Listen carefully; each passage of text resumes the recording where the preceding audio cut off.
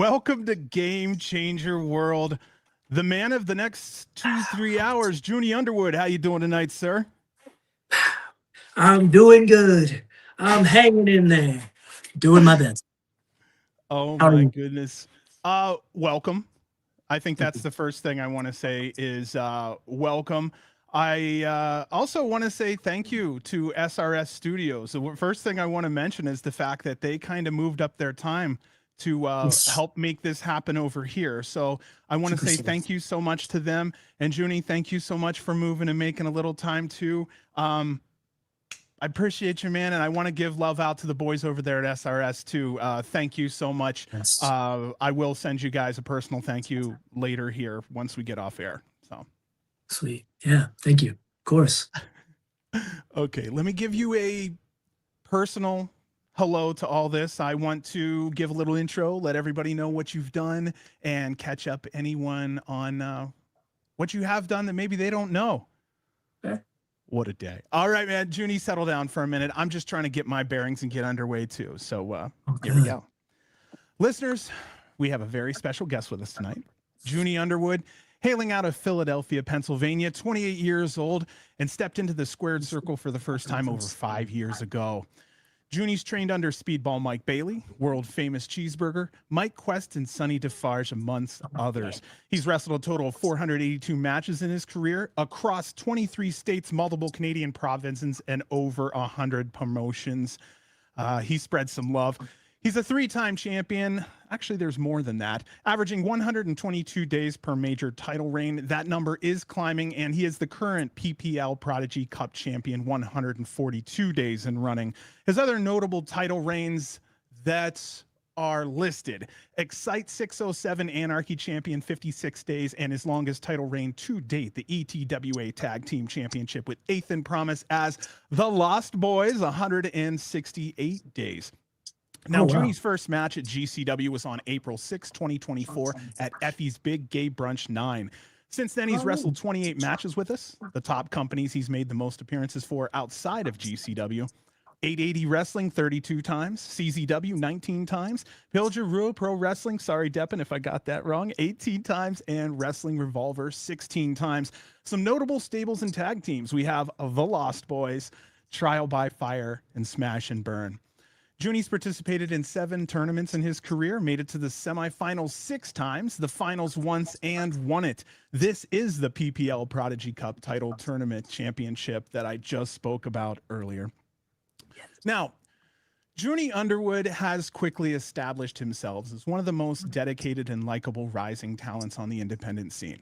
He brings with him a rare combination of high work rate, reliability, strong storytelling, and genuine passion that elevates every show he appears on. Through his work, memorable matches, and his consistent ability to connect with crowds, Juni has become a bright example of the next generation of hardworking independent wrestlers who prioritize heart, consistent improvement, and leaving a positive impression on both peers and audiences. These qualities, amongst many other positives we'll discuss tonight, are what make our guest a game changer. So listeners and fans, I'd like to now officially welcome to the show Mr. Juni Underwood. How you doing tonight, Juni? Man, dude, that was awesome. That was We really love it. nice. Really Thank you, sir. kind.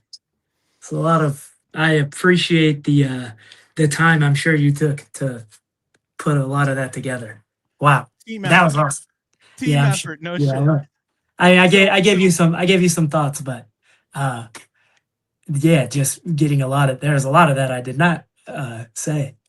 So I was super impressed that you found so much. I didn't realize I wrestled 32 times at 880. That's a Yeah, lot. man. And I didn't realize I've had 28 matches at GCW. That's actually kind of insane. Yeah, man. You're racking it up. Well, you've earned your frequent flyer miles. Now you're on the show. So Yeah, once you hit about 15, 20, 25, we start kind of watching. We're like, okay, he's not a joke anymore. He's not Yeah. just a call in. He's not just it's time to get him on. So that's kind of where you landed. Yeah, it's awesome. I didn't know that. I didn't know that was that many times. So that's pretty sick. Pretty sick. Yeah. I didn't have a chance to pull up the picture, and I'm trying to see if I can pull this picture up real quick here. Of Oh course, I wow. can't. We have a very young Juni. I wasn't able to Yeah. put the picture into StreamYard ahead of time. You 3 can just years old. post it. You can just post. Yeah, I was maybe 3 years old. I'm not quite sure if my I don't fully remember this memory. I kind of do, like it's very back and forth, Right. but I can't remember if my I want to say it was October of 2001. So my sister would have been 5 months old, I want to say. Mm. Um, yeah, I think I was turning 4, on my way to 4, Well, I I believe. want everyone to know that if they have the opportunity, I just posted it up on Twitter. So Yeah, if that's the that's best awesome. place, Juni, let me know. Yeah, yeah, no, that's fine. That's Cool. me hitting the the Junie pose. Yeah, and that's what's kind of funny about the whole thing is you made it a point that you've been hitting that post since damn near birth, right? Oh yeah, oh Did you yeah. come out And I mean, knuckles first? yeah, Knuckles first took a little while to get to, but it was definitely like, it was a Stone Cold. It was me copying Stone Cold. And then there is a point in my life where I started, I turned my hands out a little bit more and it became more of like a double bicep pose. But that I've always hit that. Like that was my celebration when I would, I'd play any form of sports or I'd get done with a run because I did cross country. Like that is something I would always do as like a celebratory thing. That's Mm. yeah, it's kind of insane that I'm doing it as Let kind me of pull part this of up. my shtick, My thing. my Casa, thing. I don't know if you just Hello. saw it or not, but we were saying thank you so much to your crew over there. We really do appreciate that you were able to move time up a little bit. I was telling Junie, Casa's one of my dudes. We talk to each other each time in LA. So it's one of these things where I owe him one now, for sure. I thought it was really cool. So thank you so much, man. We love you for that. I have to ask you then, who got that little guy with the stone cold pose hooked on wrestling? My dad, for sure. Yeah. Yeah, yeah, my dad. Um, he has always been into wrestling. He loved wrestling with his father, my grandfather. Um, he lost his dad when he was 12, 13. And so I definitely think like we have such a, we had such a strong connection through that because that's something him and his dad did, you know. Um, yeah, he got me into it. Like I had said earlier today, one of my first memories, period, is watching the triangle triple threat ladder match between the Hardys, ENC, and the Dudleys. And without him showing me that and having a bunch of tapes, like he had so many tapes laying around that as I grew up, I was just putting in a new tape every day. Like I would watch, there was a Stone Cold VHS tape that had like a best of Stone Cold at the time. Uh, he had a bunch of old WWF pay-per-views. I would just put them in. He'd have like much older stuff that he had recorded onto VHS tape that would be like, unofficial. And I put them in and it'd be stuff like Starcade Mm. 90, early 90s, Um, so that was, yeah, him. Without him, without him, I don't know how I would have gotten into it. I'm I'm the sure, same. I'm sure the path would have happened. I'm sure I was always destined to be on this path. Um, so something would have happened to get me here regardless. So if you were meant to be on this path, chances are your dad helped you get there first. He was like the Yeah, guy who pushed you onto the road. That is awesome. for sure. Yeah, he was a really big help. I think at first when I was telling him that I was going to actually come do this, I don't think he had he wasn't very it's not that he wasn't supportive. He's always supported it. I think he was just really worried Was he uh is he old from a school? realistic. Is he old Yeah, school? Go out, get a job, do your thing. Wrestling's a little relatively. chancy. Yeah. Yeah, relatively. Like he's like, hey, you need to use your degree that you have. And it's like, Right. yeah, I am. I'm kind of using it. Uh like I hear you, but yeah, he was just very much like always have an alternative, always have a backup plan. And I do. And I'm doing that and I'm utilizing it. So uh yeah, he just but lately, the last like year or so, he's like kind of believing in me and my ability to possibly make it a bit more. Um, he sees how hard and how much effort I'm putting into it. I don't think I've ever worked near as hard for anything in my entire life. So he sees that. Hmm. Thank goodness for people who are at least supportive a little bit on that end. Yeah, I'm only sitting here I today won because them of over. my dad also, you know. Nice. Yeah. Some of your favorite wrestlers: Jeff Hardy, Edge, Christian, Rey Mysterio, RVD, Shawn Michaels. Now, outside of WWE, I noticed you also mentioned Chris Sabin, Christian Yeah. Cage. How old did you start watching TNA? Pretty early. Pretty early. I was watching it while the story was going on with him and Petey Williams. The Yeah, he had a story with Petey Williams that really got me into him because I knew of Petey Williams and I knew that nobody had ever countered or kicked out of the Canadian Destroyer. No one ever. And then Chris Sabin's like, I've got a counter, playa. And Petey Williams is like, no, you don't. And me, also being a child, was like, you can't counter the Canadian Destroyer. Nobody's ever countered the Canadian Destroyer. And then 5 minutes later, guess what he does? He counters the Canadian Destroyer. And I'm like, he's the best. Um, and it really, like that was just such like an easy, such a small thing, but it really did like captivate me crazy. I I literally just was like, oh, that's so awesome. He did that. So yeah, I've been a TNA fan pretty, I don't know. I feel like that probably happened in like, I don't know. I feel like that was 2003 or 2004, maybe even a little earlier. It was post Asylum days. Yeah. Okay. Um, Okay. Okay. So I'm kind of curious then. What came first? You wanting to be a wrestler or you watching TNA? um, that's a good question. I don't know. I'm unsure. I feel like I've always, as far as my memory,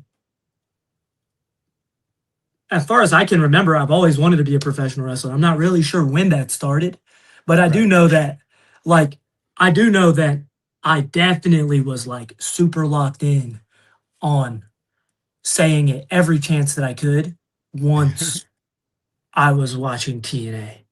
Once I was watching TNA, like, that was, I said this earlier too, like, I, anytime at school where they would be like, hey, what do you want to be when you grow up?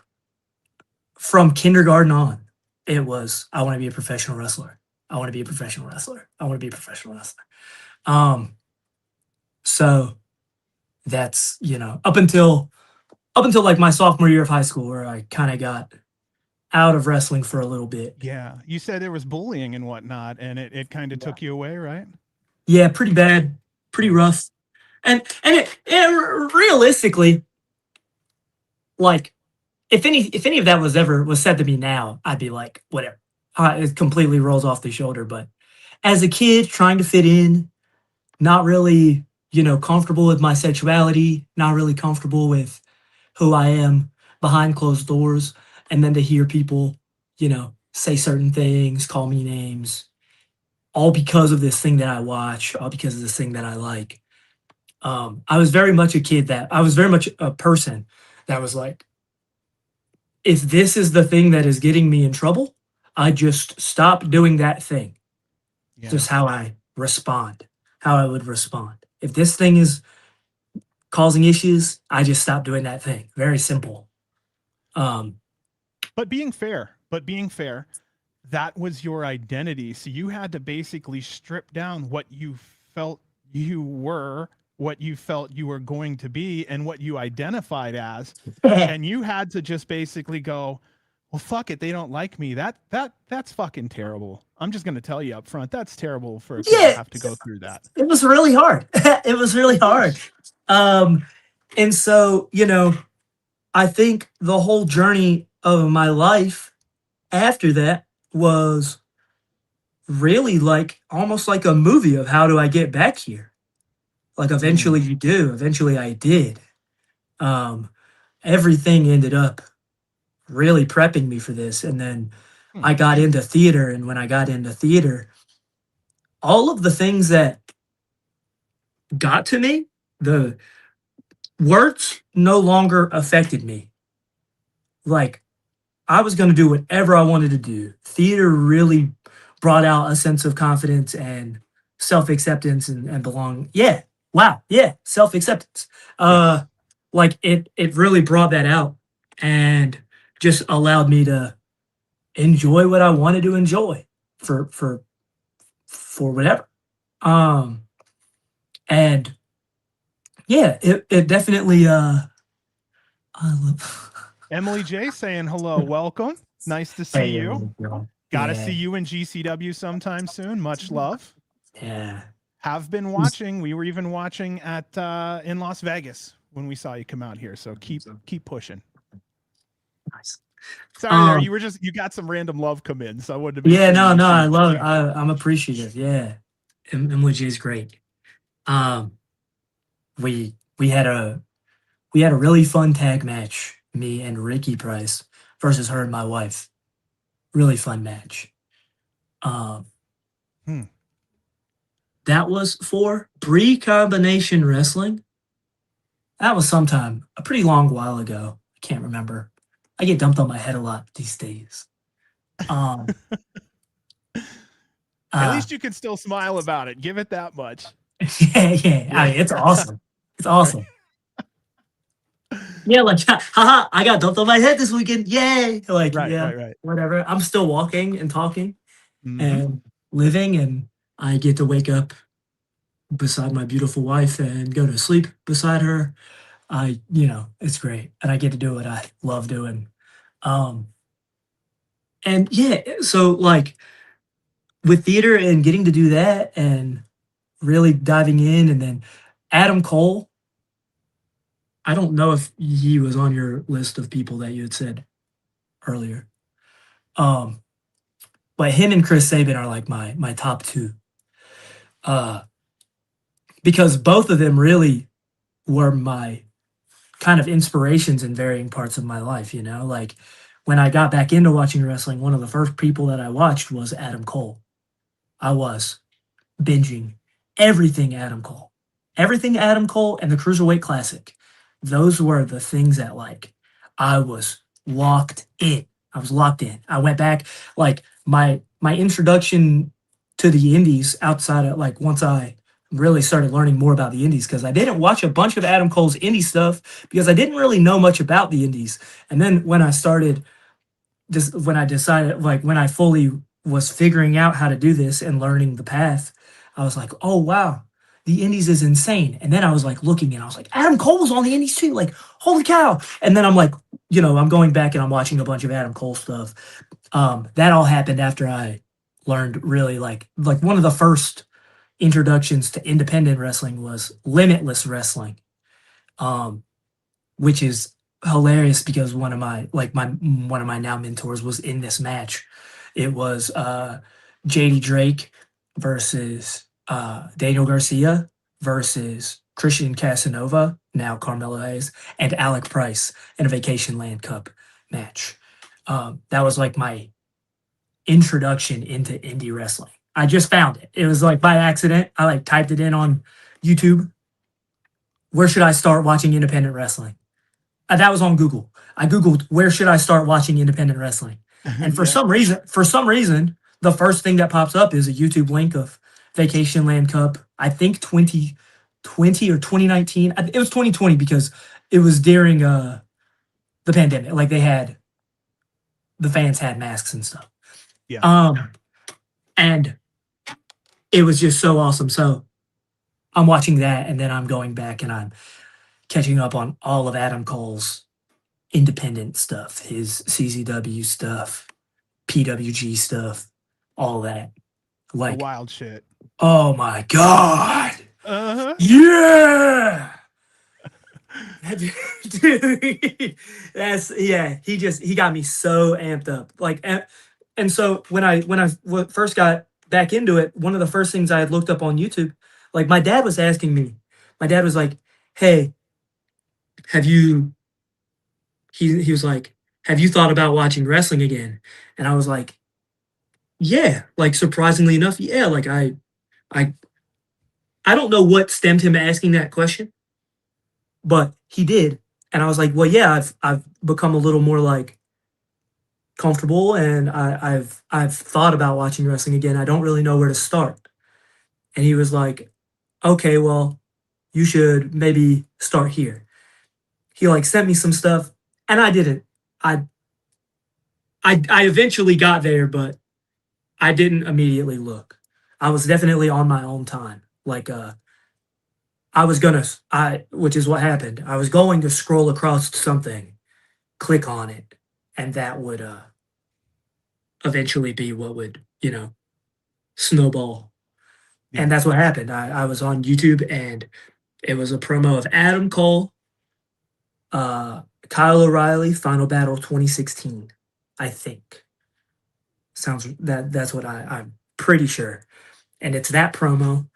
And I watched that promo and I was so enthralled. I was so captivated. And I went and I watched the match. And then I went and I started watching a bunch of Adam Cole matches from ROH. Just anything I could have of his most recent stuff. And my dad, eventually, my dad asked me again. And I tell him, like, yeah, I've been watching Adam Cole. And he goes, "What did you watch this most recent NXT takeover?" And I'm like, no. And he was like, "Well, you should." And then I'm watching it, and I'm like, I don't know why I'm watching it. This is sick. Mm-hmm. The main event is Bobby Roode and Drew McIntyre. And I'm like, all right.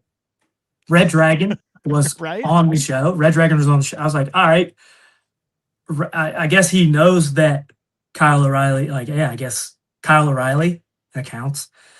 And then the main happens, Drew McIntyre wins, and then Red Dragon pops up on the apron, and I'm like, huh, Red Dragon. And before anything else happens, my eyes, like I remember going, no way. And then Adam Cole jumps Drew McIntyre, and I start going bananas. And people like, people walk by my room and they're like, "Yo, are you okay?" And I'm like, yeah, yeah. I'm perfect. Yeah, like I'm just amped up, and so that I became pretty much obsessed with that group. Takeover Brooklyn, 2017, baby, yes, and it was just so awesome.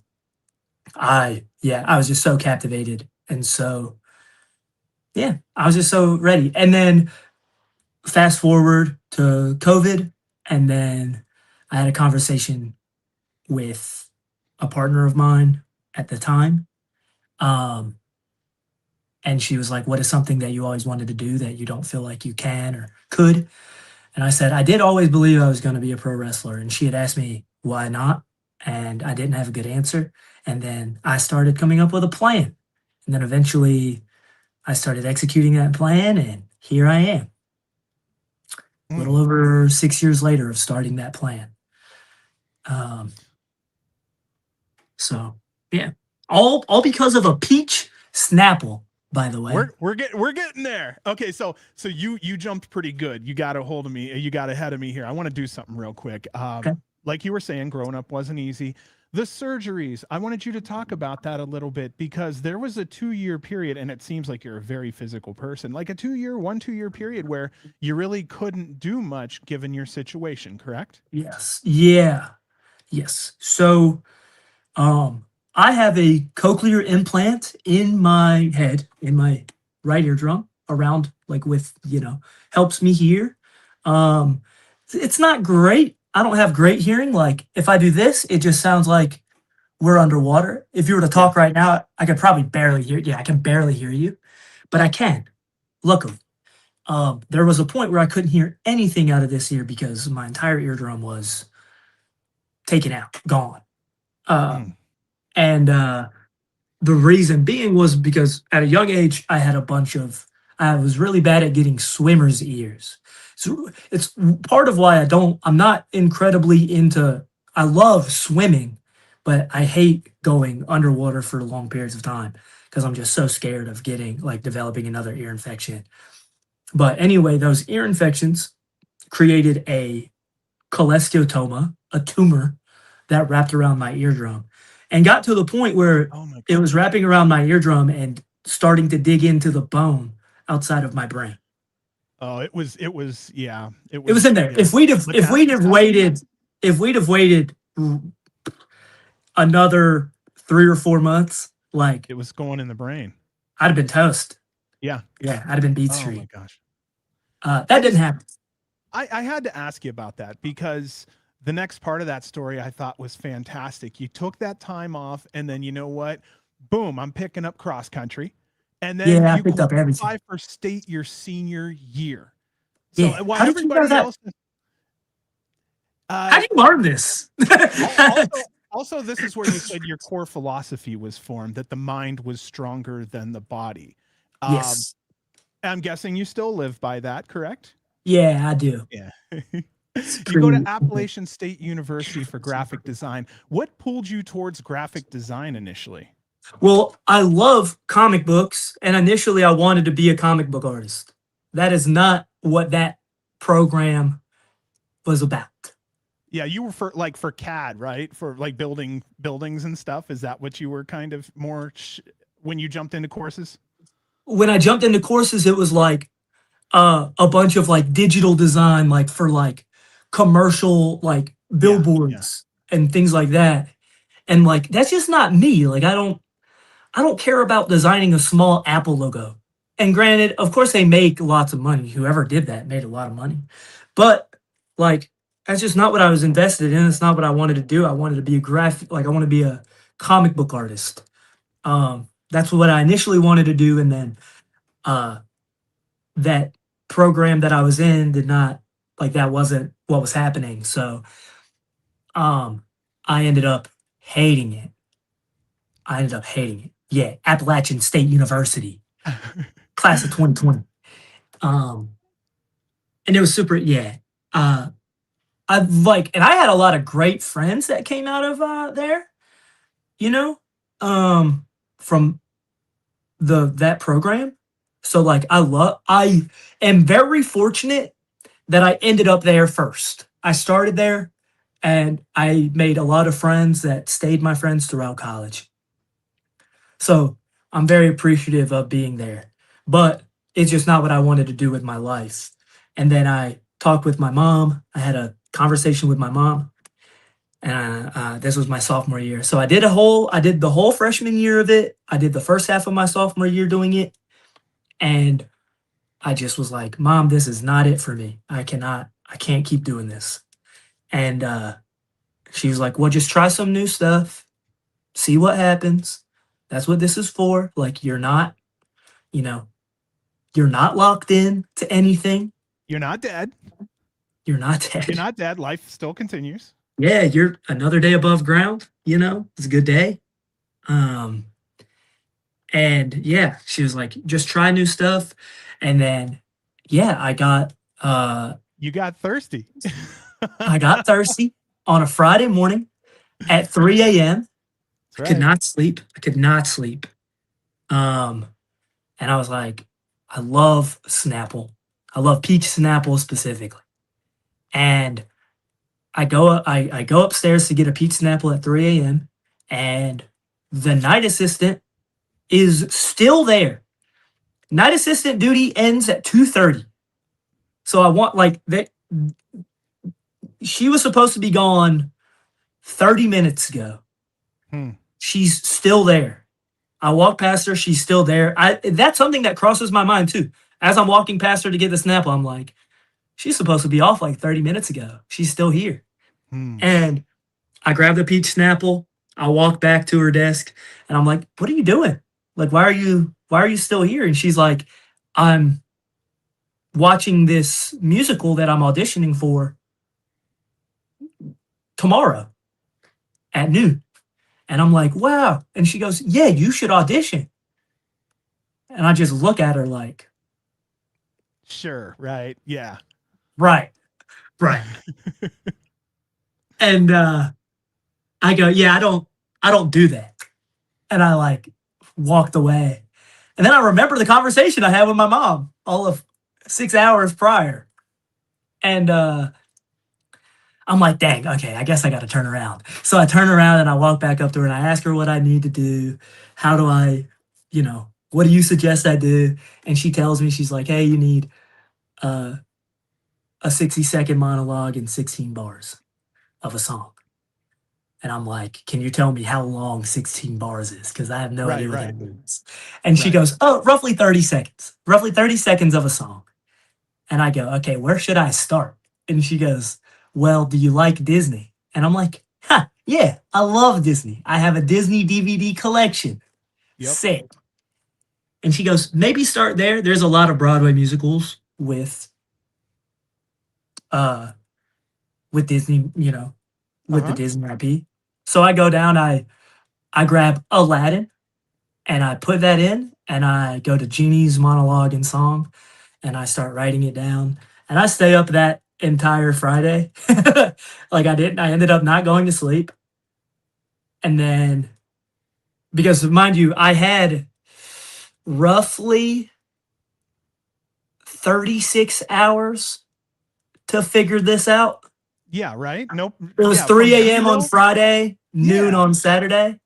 So I, and then I was able to memorize the song. I memorized the song and I memorized the monologue.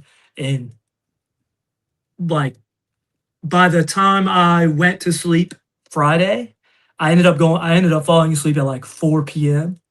Yeah. And then I woke up at like 3 or 4 a.m. And then I stayed up the rest of the day and I did the tryout, the audition. And then I got a call back and then I got in.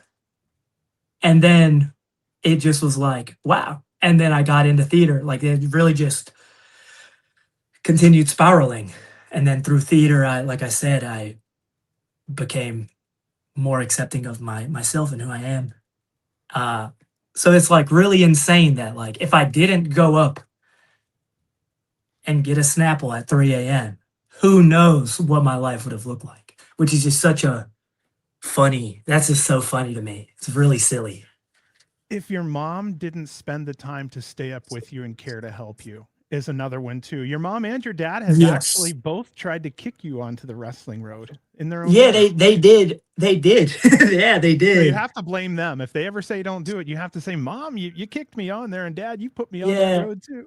It all comes up them. It's their fault. And yeah, it's just I'm very lucky and fortunate to have them. That is for sure. They're the best. And same with my stepfather, Robbie, because my parents got divorced when I was 4, 5. And the people they ended up, bringing into our lives have been incredibly helpful as well, incredibly supportive. Like Robbie, my stepdad, that guy, it can be like, this has happened where something's wrong with my car at like 4 o'clock in the morning. And I call him and he walks me through it. He's like, hey, do you have this, this, and this? And I'm like, yeah, I do. He's like, great. This is what you do with it. This is how you do this. Can you get to a gas station. Can you go do this? And I'm like, yeah, I think we can. And it's like, without him, like, he's just so, yeah, I've been I'm very lucky with the support system that I have. I have a very loving and caring support system. I have to ask you about because you go back into theater education, like you're talking about. Yeah, You're go to citing the food. classes as beneficial to becoming Yeah. more comfortable with yourself. Now, I don't know if I'd even say wrestlers, but I would say even for an average kid, do you feel that one acting class may really do wonders for their self-esteem and maybe help them find Yes. themselves a little more? Yeah. Yeah. There was a big discussion of theater educate, like within the theater education department of like, one, like, people try to throw a lot of extracurriculars down their students' throats, but they often try to stay away from theater. And I never really understood why. I don't understand why, but like, theater is where people really learn, not necessarily about rebellion per se, but that's where people start to like have questions. Like, they start to, be themselves and go, oh, you're kind of like conflicting with me. Like, I want to do this. Like, why can't I feel this way? A large part of theater is about feeling and letting how you feel out into the open. And I don't know what it is like about the education system, but they don't want you to have questions. They don't want you to be that way. Like, I do feel like a lot of systems that we have today, not just the educational systems, but a lot of them are about like reforming and making you not curious. Whereas I think theater is very like curiosity driven. And I believe like I very much believe that theater is so much more important to the education system as like like I don't use any of math. I don't use math at all. But if you'd have taught me this stuff of theater, I use that every day, even in regular everyday life. I use lessons that I learned in theater. Like, that's a conversation. I do. But to tie it up, yes, Yeah. I think one class would be so beneficial to just helping people out of their shells and taking life a little less seriously. Hmm. Oh, okay. All right then. So let's go with this then. You graduate college, you save money, you move back to Philly, which was your original birthplace before you Yeah. moved down to NC, Yep. with your grandpa or in your grandpa's. In my grandpa's house. Yeah, R.I.P. yeah. So, oh well, much love to him then. You were trained by Sonny Defarge initially for fundamentals, right? Then Mike Quest Yeah. came along. Yeah. And then I Okay, went to the then H2O Center with Cheeseburger. Mike West. Yep. And then Cheeseburger. And Sweet. then Oh, and that excellent. was all like at the Mike Quest and Cheeseburger were pretty much at the same exact time. Oh, Like, okay. I uh I trained with Sonny for like 3 or 4 months, and then I kept training with him for another little bit. And then at the same time, I was hitting up Mike Quest days that Sonny wasn't running, and then on days that Mike Quest or Sonny wasn't running, I was at Cheeseburger's place. And then it So was like, sorry, I didn't want to cut you off. That's my I was bad. like, So Sonny was your fundamentals. yeah, Cheeseburger was like advanced tech and tools. absolutely. Uh, And Quest kind of cleaned it all up. that was my question is I have Mike's like because Mike's was basically like match psychology structure. I was trying to figure out Mike Quest though. I had everybody else's kind of so Mike Yeah. was the one that kind of took a lot of your toolbox and made sure that you were able to close it at the end of the night neatly. Yeah, he sharpened a Okay. lot of it up. He really helped me with like intensity, like just a lot of the yeah, really. He just cleaned the fundamentals up, I think. He did so good at that. He helped me think of like how to make sure that everything I'm doing mattered helped me with like no wasted movement. And he was great. I love Quest a lot. And Speedball, obviously, he's awesome. Awesome. Match psychology. He even cleaned up a lot of that stuff too. Um, yeah, just so great. I'm very fortunate to have the 4 teachers that I had. Because I think Sonny is so underappreciated, underrated. People don't really know him like that. He is so awesome. And he was a great teacher of the fundamentals. And then Berger is just so wise as well, wise beyond his years. And he was able to teach me so many things that I still utilize. Like I utilize all of this stuff that I've been taught by all 4 people. I use it all the time. Even if it's not necessarily the moves that I do, it's, how I think about wrestling is really a great amalgamation of all 4 people. Okay, so you talked about being supported, that's mental, and you talk about doing your work, that's physical. What percentage of being a trainee is mental versus physical? Is this a 50-50 mental physical? Do you feel like up front there's mental blocks that physically you have to get through? I can't do this flip, but my body eventually does it. Then your mind goes, you know what, you can do it, guy, Yeah, well, there's some things that I still to this day have an incredibly difficult time doing, but now there's some things you don't have to know how to do to be a wrestler. You don't have to know how to do a front flip over the top rope from the apron.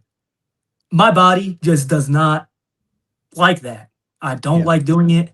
If I go to flip over, I keep a hold of the rope. I just do. But it's also like, that's not a part of my repertoire. That's not a part of what I do as a professional wrestler. I stay pretty grounded. I have a couple of things that I leave my feet for, but for the most part, I'm just not a super acrobatic guy. It's just not me. So like to force myself to do something like that, at the end of the day, I'm just forcing it and honestly more likely to hurt myself. And that's something that a lot of us understand, that a lot of trainers did understand of like, hey, just, try it. But if it's just not working for you, sometimes it's just not going to work for you. And who knows, something could happen to me that a year from now, I could go to do these exercises and just do them, just go into them. Because my body knows how to do them. My body's also just, my brain is also like, nah, I don't see a reason to do that. Because it's interesting because it's like, if we're doing a drill and that drill I just said of just like doing a 3/4 roll over the top rope, like I have such a hard time doing it when I'm by myself, but I have done the Eddie Guerrero spot where I do the 3/4 over the top rope and I senton the guy and it looks pretty. So like, you know what I mean? Like it's all about placement, where things are. Like it just is a matter of why something is happening. Like if I know somebody's there and I have to take care of them and I have to protect them, I'm gonna do that first and foremost. I can do this thing and I will take care of the person that I'm wrestling. But if I'm training and I'm by myself and it's like, why am I taking this bump? Like, why would I do that to myself? But yeah, there's a lot of you having to, I would say yes, wrestling is a lot of physical, but I don't think there's not really a number that I would give the split, because I do think it's so much more psychological. And it's not even simply being in the ring, it's all of it. It's what is your mental state when you do these drives? What is your mental state for doing these drives and then wrestling and then doing the drive again? Like that is all psychological. Yeah, it has a wear and tear on your body, but it's really up to you here and here if you're going to be able to push through it.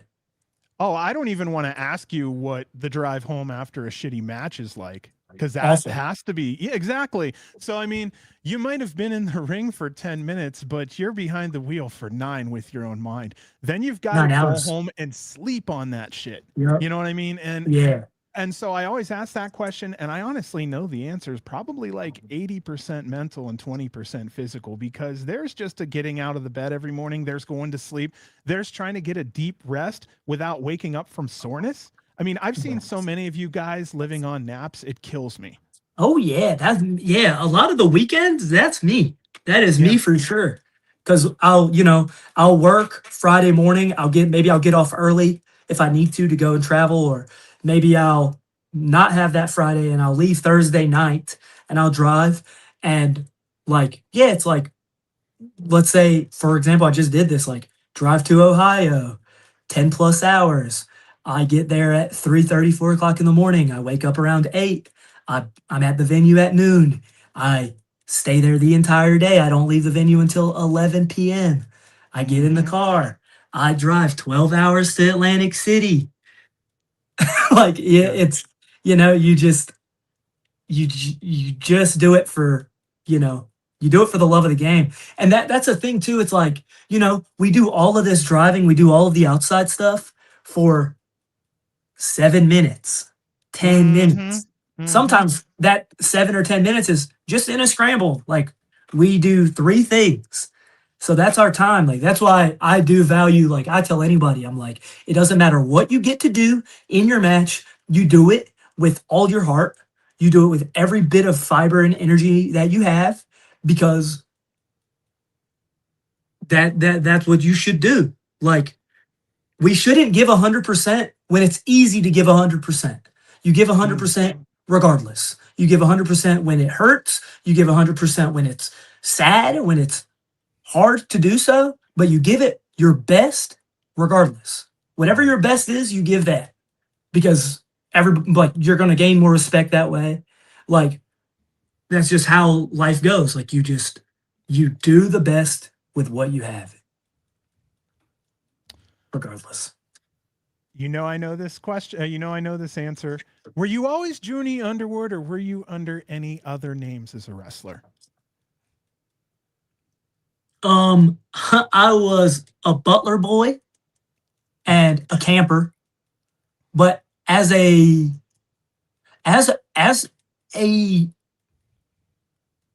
like fully debuting wrestler, I think I've only been Juni Underwood.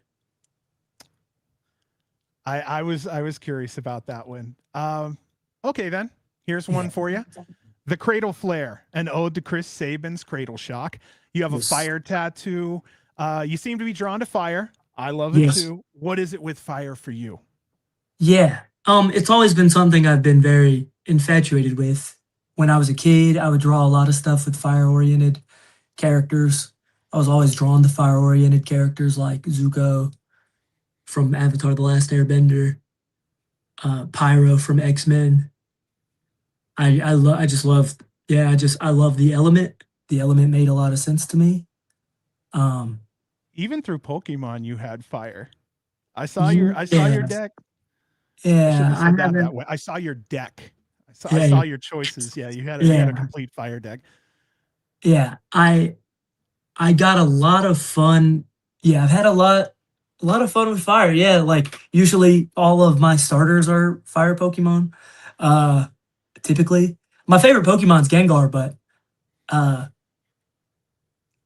even That's not then, your that's not your major that's not your top choice though. Gengar is my Was favorite it? Pokemon.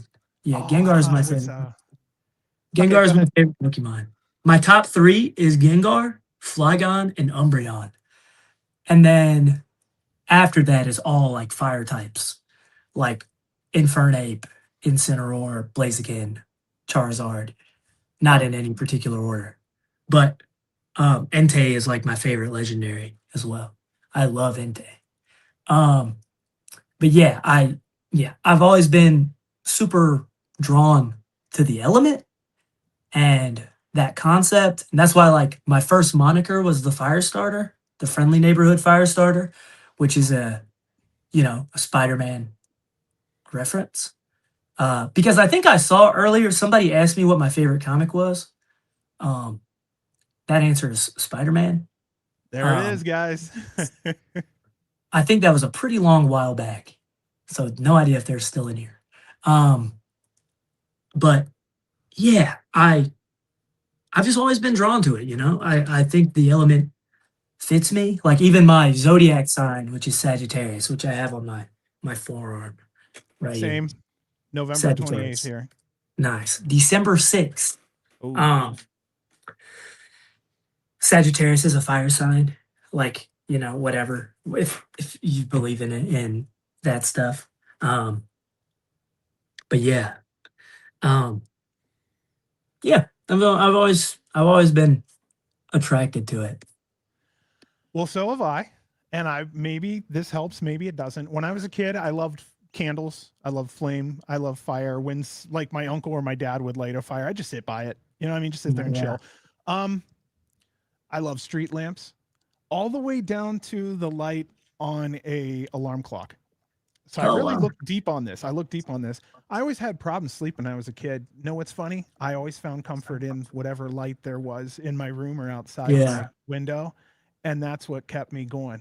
So I actually found safety in the light. So funny thing, Mm. maybe just maybe part of it, maybe, or you signify the fact that you literally had to burn yourself down in middle school and high school to Yeah. become who you are. So there's a Yeah. little bit of a phoenix story in that one there. Man, yeah, that's crazy.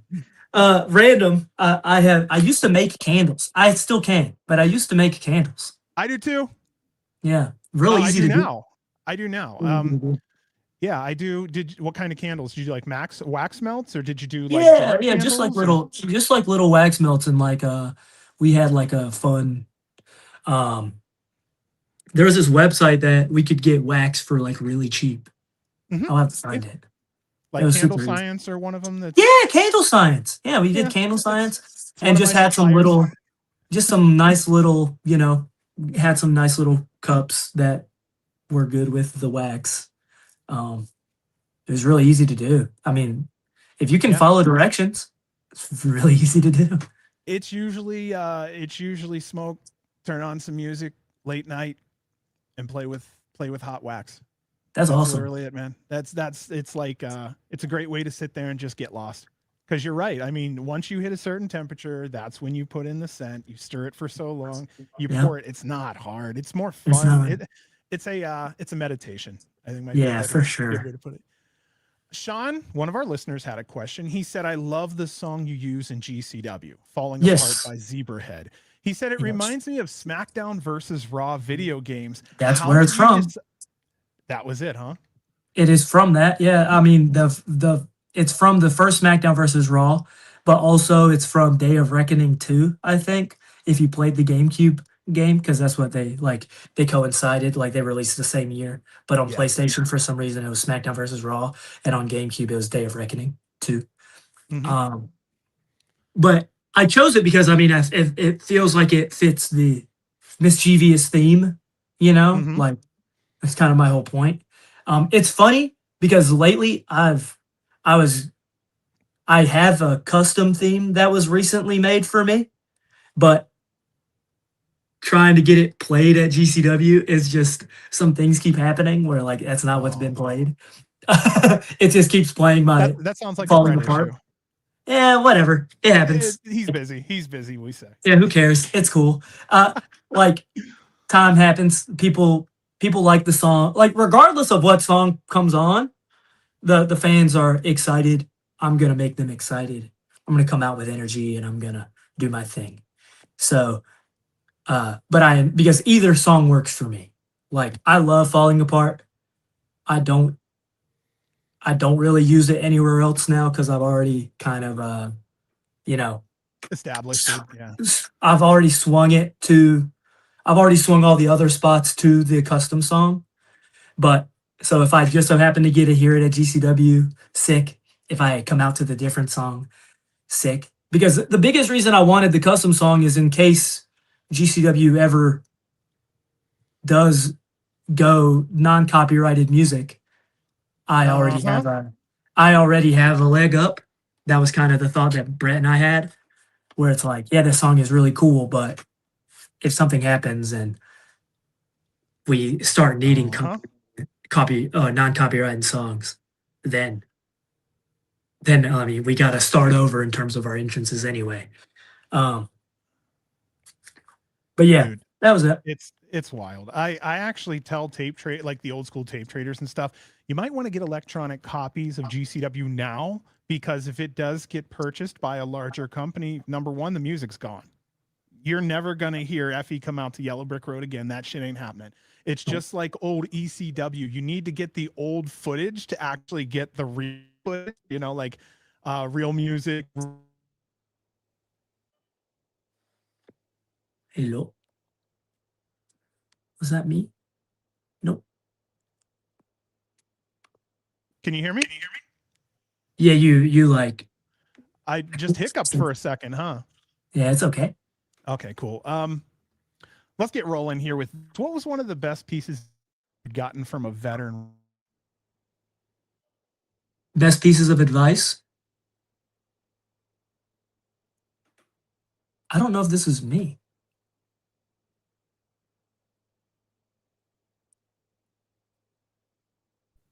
Can you hear me? Yeah.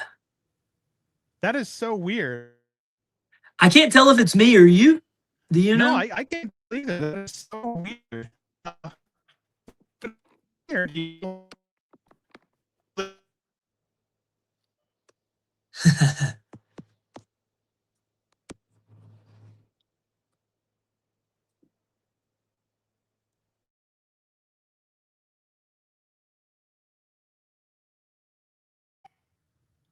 Can you guys hear me?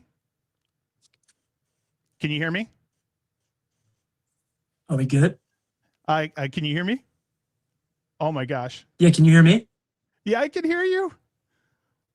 It's actually on my side. I don't know what's going on Okay. with it on my side. We're okay now though? I think so. Okay, cool. You Say said that again? Okay, you it's on said again. Yeah. favorite pieces of Yes, advice. I'm so sorry. Yeah, was there a piece of advice that you'd gotten that you're like, okay, that's something you share with others? To share with others. Also,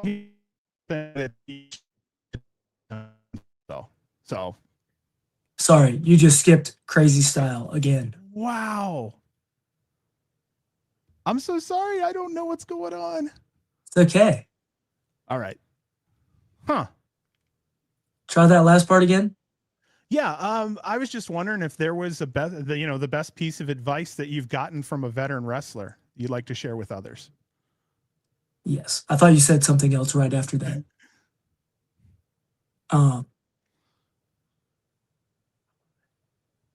Pieces of I the thing that I think of a lot is the first time I was at TNA doing crew. Might have not been the first time, but Chris Bay was there, and I was talking with him, and he was kind of giving me advice on how to like almost how to like create goals and how to like get further. Where he's like, think about where you want to be, and then think about the people in those locker rooms. And now you need to start getting on shows with those people. And that was such like a profound thing for me because it's like it really is like that idea of like just breaking things down of like, oh, if I like, how do I get on GCW? Well, there's a bunch of people who are on GCW that I am regularly on shows with. So maybe like however that, you just kind of lock in and you figure that out and then you just keep, you keep cutting away at that. My cat is yelling. I love that. Like that piece of advice was really good of just like thinking about where you want to go and making a plan to get there. And not all like your plan's not going to always work out, right? There's always going to be forks in the road, turns you got to take, but you just got to stay the course, stay the course.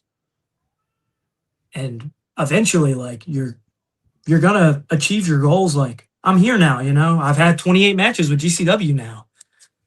Sick. Like all because I stayed the course, Um I didn't get deterred. I kept showing up, and I kept like being in the rooms and being in the locker rooms with people like Effie and people like Alec Price and Jordan Oliver. So, Is there something that year one Juni would do that you don't do anymore? my entrance was very specific year one, where I would like jump over the, I would like jump over the top rope, land on my feet. I would do a roll, and then I would meet in the center. I don't do that anymore, but man, I liked doing it. It was really fun. Uh, just a little dynamic. But I was like watching a video of me doing that, and I was like, man, I was like 45 pounds lighter. Yeah. Because I think when I did a little. yeah, when I debuted, I was 165 pounds, and I'm currently at 205 Ah, you're trying to get on 205, huh? in 4 years. Yeah, Yeah. trying to figure that out. Working hard on it. You did wrestle at quite a few places in your career. We were talking about that off air. I'm going to mention several companies. Can you give me one thing about that company you like? Okay, sure. There's only a couple. What do you like about 880? They are unapologetically themselves. What about CZW? Wild one, huh? Yeah. The wrestlers work really hard. Yeah. There we go. The wrestlers work really hard. What about Wrestling Revolver? What do you like over there? Man. Passion personified. Everybody there is trying their best. And that's what I love. And what's so sick is there's so many people there that are like around my level. So we're kind of all getting here together, and it's very obvious that we're going to like, eventually, we're gonna see our evolution together as we rise in the ranks at that promotion. It's really cool. All right, then the last one, GCW. What do you like about GCW? I mean, that's where we all are striving to be the very best. Every one of us pushes the others in the locker room. We're all wanting the best for each other. Like, obviously, we all are going to put ourselves first. Like, you have to. Like, that's just the name of the game. But definitely right now in the locker room, everybody is trying to elevate each other. Everybody is talking. Everybody is giving advice. And, like, you have some of the best wrestlers in the entire world regularly in the GCW locker room. Like, the amount of information that I get on a regular level at these shows every weekend, like, dude, it's invaluable. Like, there's a reason why, regardless of how far I am, I'm gonna drive. Like, I get so much information. I learn so much, whether it's about crowd work, whether it's about history, the history of wrestling. Like, there's so many things that I don't know because I got into the indies relatively late. So, like, there's a lot of stuff on the indies that I have to go back and watch, and I have to go back and listen to. And I get to be around a bunch of people that not only know of that stuff, but they lived that stuff. Yeah. And that's awesome. Like, dude, Jimmy Lloyd is a fountain of knowledge. Oh, yeah, he is. And no one knows that unless they sit down and spend time talking to him. Yeah, but this guy, I have spent a lot of hours in the car with this man. I have spent a lot of hours in the car with Jimmy Lloyd. I love it. I think Jimmy Lloyd he's hilarious. He has so much knowledge of wrestling, and he has so much love for wrestling. Yes, he does. He wants us to succeed. I know. Yeah, he's great. I love Jimmy Lloyd. But yeah, I think GCW is long live GCW. Brett and what he's done for people like me, Flying Ryan, Sturdy Sal, Teriyaki, Jeffrey John. Like, the list of names that I can write that should be and are probably pretty grateful for Brett. It's a pretty long list.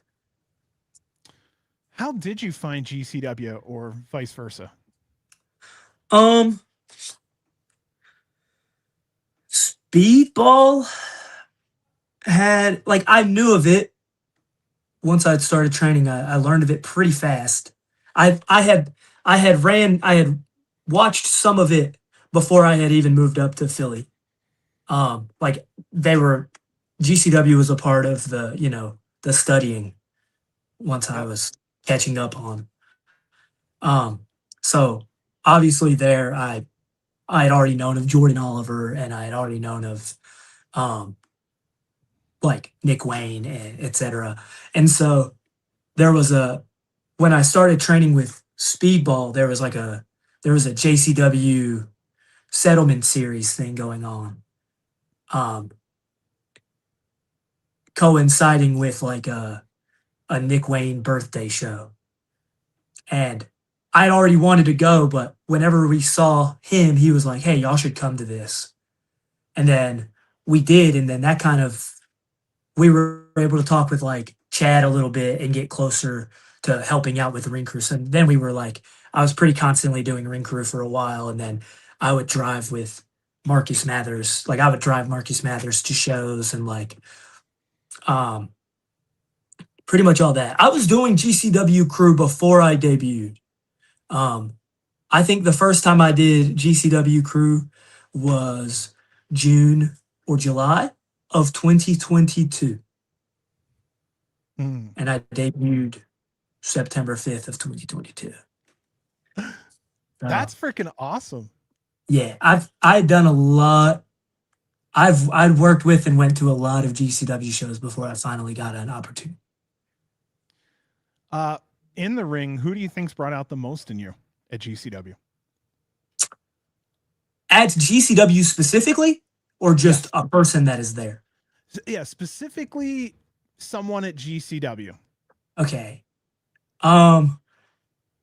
If we're talking about like a specific match, I would say Gary J or Alec Price. But I would say overall, like, because I've not wrestled Jordan one on one in any version of GCW. Like, I haven't wrestled him one on one at JCW. I haven't wrestled him one on one at GCW. But Jordan Oliver, like, there is no current version of Juni Underwood without Jordan Oliver. That's just the truth. He has helped me figure so much out. He has given me so much advice, so much support. Um, yeah, he probably brought the most out of me on a personal level. Similarly with Flying Ryan, because I've wrestled him a lot, not even necessarily at JCW, but I've wrestled him a lot. Him and I are on the road together. Those three names, Alec Price, Jordan Oliver, and Flying Ryan, I've probably spent more time with those three people than most people in my life. Like, minus some family and my wife. Like, I probably spent more time with them than, pretty much anybody else. And so all three of them bring out the best in me, I think. They make me Now, work hard to try and keep up or catch up, I guess. hey, that's the good stuff, though. You want someone to kind of make you, you know what I mean, try harder and whatnot instead of just someone you're comfortable with. Yeah. Okay, so anybody at GCW you'd like to call out to wrestle right now? Oh man, dude, there's so many people I would like to wrestle. I mean, a big one is Joey Janela. I'd like to wrestle Joey Janela. Definitely right now. I don't really know what's happening, but there's a little pot being stirred. within my group of people, and he seems to kind of be at the center of it. Teriyaki, I'd love to wrestle Teriyaki one-on-one. Otis Cogar, Nice. but not in a death match, please. If it is in a death match, there better be a reason. Right. But yeah, I would like to wrestle Otis. I'd also like to wrestle Charles Mason. Those are probably like, and obviously I'd like to wrestle Jordan in a one-on-one match in GCW. Those are probably my main ones. There's a lot of people I'd love to wrestle, like I could list tons of people. Like I had a feeling. I could list it, I could Manders, like I would love to wrestle Manders. I'd love to wrestle your brawlers, like all of the brawlers, I want to wrestle. Manders, You and Bear? Bear, I'd love to wrestle Bear. Yeah. Bear needs to be up there. Bear's like Joey Janela, Teriyaki, Bear, probably a little better. I want to wrestle Marco. I want to wrestle Marco Stunt. Yeah, I'd say those. I mean, yeah, I have so many people I want to wrestle. It's not even funny. I was going to ask this one later, but I guess I'll just ask you now because I was listening to the people you were wanting to wrestle. Do you prefer someone who's smaller than you, around the same size, or someone who's larger? I don't discriminate. Gotcha. Yeah. I don't discriminate.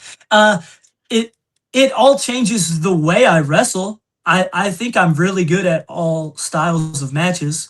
I'm good at being the underdog versus a really big guy. I'm good at being the big guy versus somebody smaller. And I'm good at, having just a banger with somebody my same size. It's really just dependent on, we're going to tell a different story. So you're a best 2 out of 3 falls kind of guy. I don't know if you knew. Did you know that Gary J had a title run and all the matches were 2 out of 3 falls? No, but that's awesome. And I love him even more now for that. Hit him up sometime. He had a championship run. All it was 2 out of 3 falls. That was the only thing he did in the run. I love 2 out of 3 falls matches. Right? Yeah, they're my favorite. One of my favorite matches, Johnny Gargano versus Adam Cole, 2 out of 3 falls. So that's you're ingrained. Okay, some people. Who are 3 wrestlers you'd like to see at GCW that haven't made it there yet? Man, let me think about this. I don't want to miss some people. You want to come back to that one later? Yeah, let's come back to that one. Okay. Because I want to make sure that it's very well thought out, and I'm not just spouting the first name off my brain. All your best friends. Yeah, because I would just do that because I care about them, but I want to really think about it. Because a lot of the people that I had thought about are already there with me now.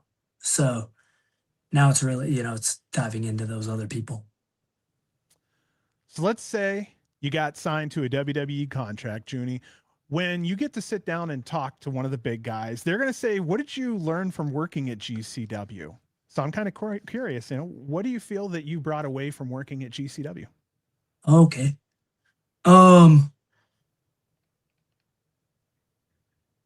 Authenticity and feeling, really understanding that at the end of the day, like what my job is to entertain the crowd. And as long as that crowd is entertained and they're having a good time, like that's what we're really about. That's what GCW is like really about. Like they're about having fun and escaping and being, wholly fun. Like that's just it. Like we're trying to have fun. And when you can work hard, but you're having fun, you're taking things seriously, but not so serious that you get caught up in bullshit. Yep. Like that's like, because that's what it is. Like this is, you come to GCW to work hard, but you also come to GCW to have fun and make memories and learn. Like, every match I've had has been a learning experience at GCW. Yeah. Every single match I've had, period, has been a learning experience. But at GCW, it's different. The quality of matches that I've gotten to have at GCW are so much higher, regardless of the match type. Whether it's a scramble, whether it's a tag match, whether it's a singles match, like I've gotten to learn so much just about, you know, the overall feeling of pro wrestling. It's different. You know, it's not like anywhere else. So I'd say that I've learned a lot about feeling in wrestling. Yeah. And camaraderie. Camaraderie is a big thing I learned a lot through GCW. Like wrestling as a whole has that, but there's something different about GCW, you know, where it's like we'll be at one show and you'll drive there with a few people, but when you drive to the next show on the loop, your car load might look completely different than that first one. And then from that spot of the loop to the final spot of the loop might have a completely different car load. And it's all because you're helping each other. You know, you're like, hey, this guy was able to get in the car with this guy. This guy figured it out. He'll get there. But hey, we just need you to take this person and this person there. It's like, great. And then with that, you go from having 4 people in your car over the course of that weekend to now you've had 12 plus people, different people in your car, and you're learning about them. And now you're also like a part of each other's, you know, friend circle. You've learned a lot about these people. So, yeah, I'd say that the camaraderie is real with GCW. Okay. Effie has Big Gay Brunch. Gringo Yep. Loco has World on Lucha. Yep. What would be Juni Underwood's show? That's a roughin'.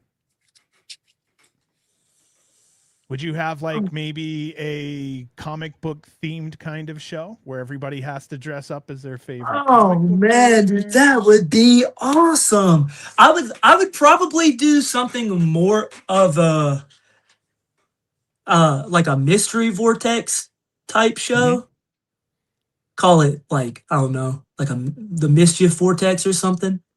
And have each match maybe not have the people be random, but have like the match stipulations be random. Yeah. Yeah. And full of fun. I'd say something like that. But maybe there is a world where like one of the match stipulations is that all 6 people are randomized. Right. For the audience to just have some fun with that. Because that is fun. Like whether we know whether it is planned is like, you know, that doesn't really matter. What matters is like, like, oh shoot, I didn't expect a 6-way scramble match with, I don't know, Gringo Loco, Cruel, random other people, you know, just like I do think that would be fun, like just a super random scramble with like, or super random fatal 4-way with, you know, they're all question marked on the thing. Stuff like, yeah, I'd say something like that.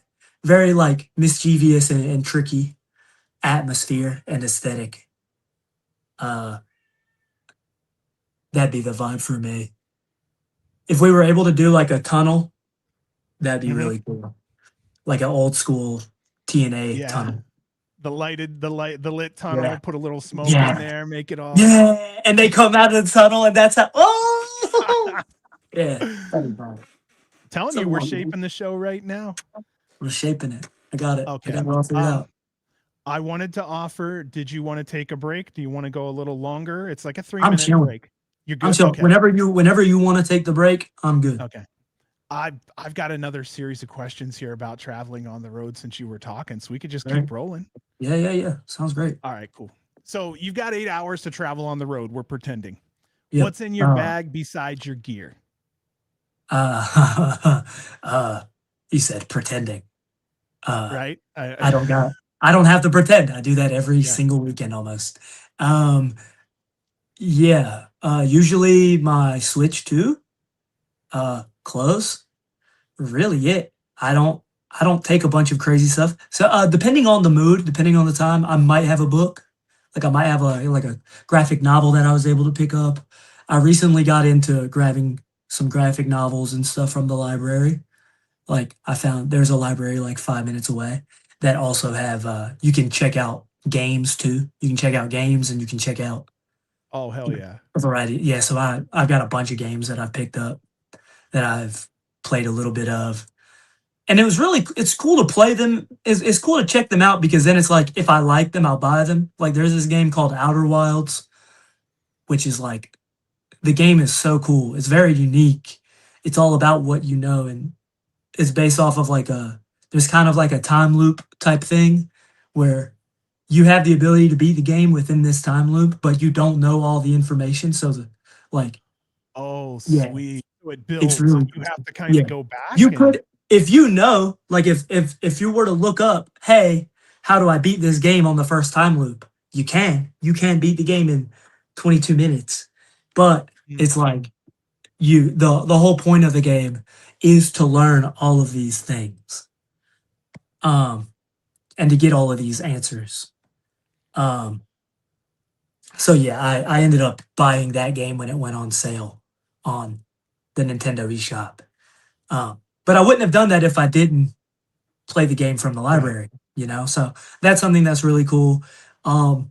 Yeah, you know, I have all of my essentials. I make sure that I have, you know, body wash and shampoo and a towel in the case that I go to like a Planet Fitness because I have the Planet Fitness Black Card, and I always try to make sure I get a lift in. Uh, I've definitely lately I've been taking that much more seriously, um, and it's important to be able to do all that and then take a shower.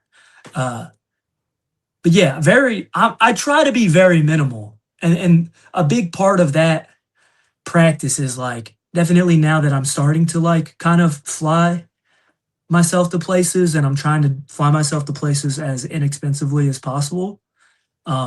Being able to put all of my necessities in a book bag is Huge. important. So it's like being able to practice that. Um, that's been pretty vital. But whenever I am on the road, I do have my merch, which is a little big. Um, I got to figure out how to like narrow that down more. But I have these like posters that make traveling with them a little expensive. Well, not expensive, just they're hard to travel because Yeah. you need X size space, and of course that takes up more room if you do that outside of throwing a You bunch of shirts in a duffel bag. I get it. Do you like cologne? Anything like that? Yeah, I've gotten more into it recently. I've been trying to make sure like yeah, that's just something I'm really scared of is smelling bad. So I've been looking more into it. Because Um, dude, some people smell super good. yep. Some people I smell super good and I go, "Man, dude, I probably smell like crap comparatively." Like I smell you and I'm like, "Oh man, dude, he smells great." yeah. I wonder what he says. I wonder what he thinks when he smells me. So I'm a scent person. I'm big on candles, like we were talking. I'm Yeah, me actually too. big on colognes also.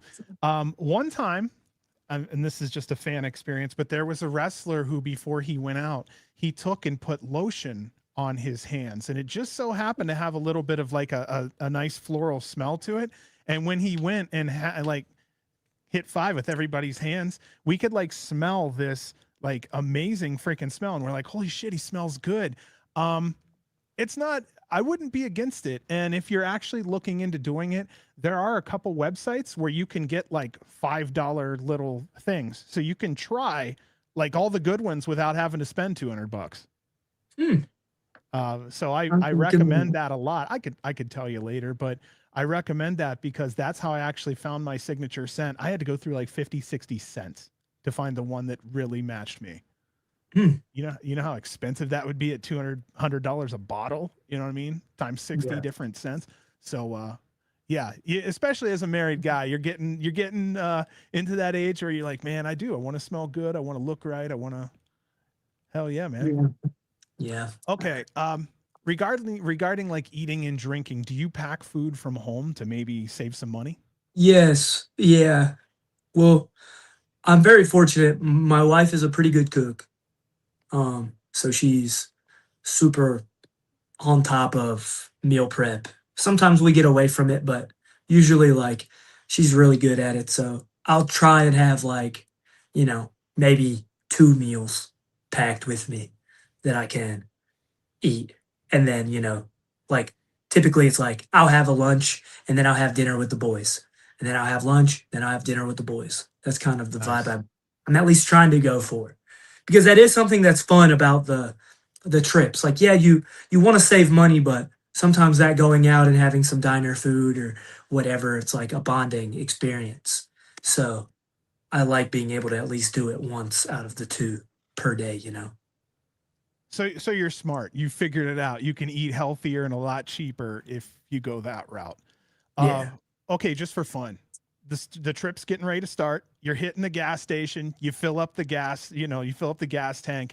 What are you getting from the gas station? Do you like to grab a couple snacks, protein An bar, energy anything? drink. It's an Yeah. energy drink for sure. Yeah. Uh, I'm big on Ghost. I like Ghost a lot. Um, Alani's are pretty good depending on the flavor. Most of them are pretty good, period, but there's some Alani flavors that are just super good. Um, yeah, I would say typically an energy drink. And if I stop at a Wawa, I'll grab 2 Uncrustables, one regular and one strawberry. So grape and strawberry. Grape and strawberry. Let's start the fight. Which one's better, bro? I think I prefer strawberry. I like strawberry first, and then I had no choice and had to eat grape, and now I love grape. Yeah, I like grape. I mean, I like them both. That's why I get both of Yeah. them. Yeah. It's like hard for me to decide. And it's like anytime I see like a two for, a buy one get one free, I'm like, oh yeah, Yeah. I'll just get one of both. Makes life easier. So Unless when I'm you are out, craving one specifically that day. and then you're like, oh hell yeah, I need to have that one. Yeah, I'll get 2. Great. So you're working out on the road. What do you end up listening to while you're working out? If I have headphones, which more often than not I don't, um, I I mean, I have this like I have a bunch of different playlists I listen to. It really just depends on the mood. Like I like listening to a lot of like, post grunge, early 2000s like Trust Company and Yeah. Chevelle and uh Breaking Benjamin and Rise Against and that era of music that I really like.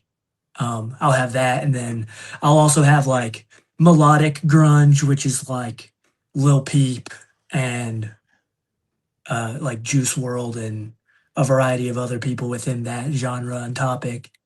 And then sometimes I listen to like lo-fi music uh, because sometimes the rhythm is just easy to lift to, like the beats where it's like I can get into a rhythm with the exercise. Yep. Um, so it's not even that it fires me up crazy style. It just helps me focus. Um, but yeah, I preferably, usually, something like leaning towards the Trust Company, Chevelle, Zebrahead. Um, very SmackDown versus Raw playlist coded. You're not alone, man. You have no idea how many people I ask, and they're like, "Oh, I'm pretty much just listening to all the old WWF and WWE, CDs from back in the day." Oh yeah, I love it. Okay, so when you're on the road, do you end up listening to any podcasts or any kind of talk radio at all? We listen to Smosh has Reddit stories. We listen to Yes. those pretty often. Not like me and the boys. I think I only turn that on with them in the car if I'm like the only one awake and I'm like driving. But when me and my wife are driving, we listen to Smosh Reddit stories a lot. Uh, Pretty, you've went through a lot of places. What's the weirdest place you've stopped on a trip, or something that was just sketchy as shit? You're like, you know what? I'm gonna pee and get the hell out of here. Uh-huh. um, yeah, I've had a few of those. Um,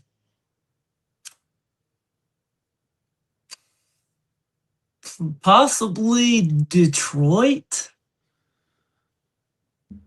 There was a gas station that was just, you know, real bad, but we needed to pee real bad. Um, Anytime I roll up on a gas station and people are like yelling out front, Yeah.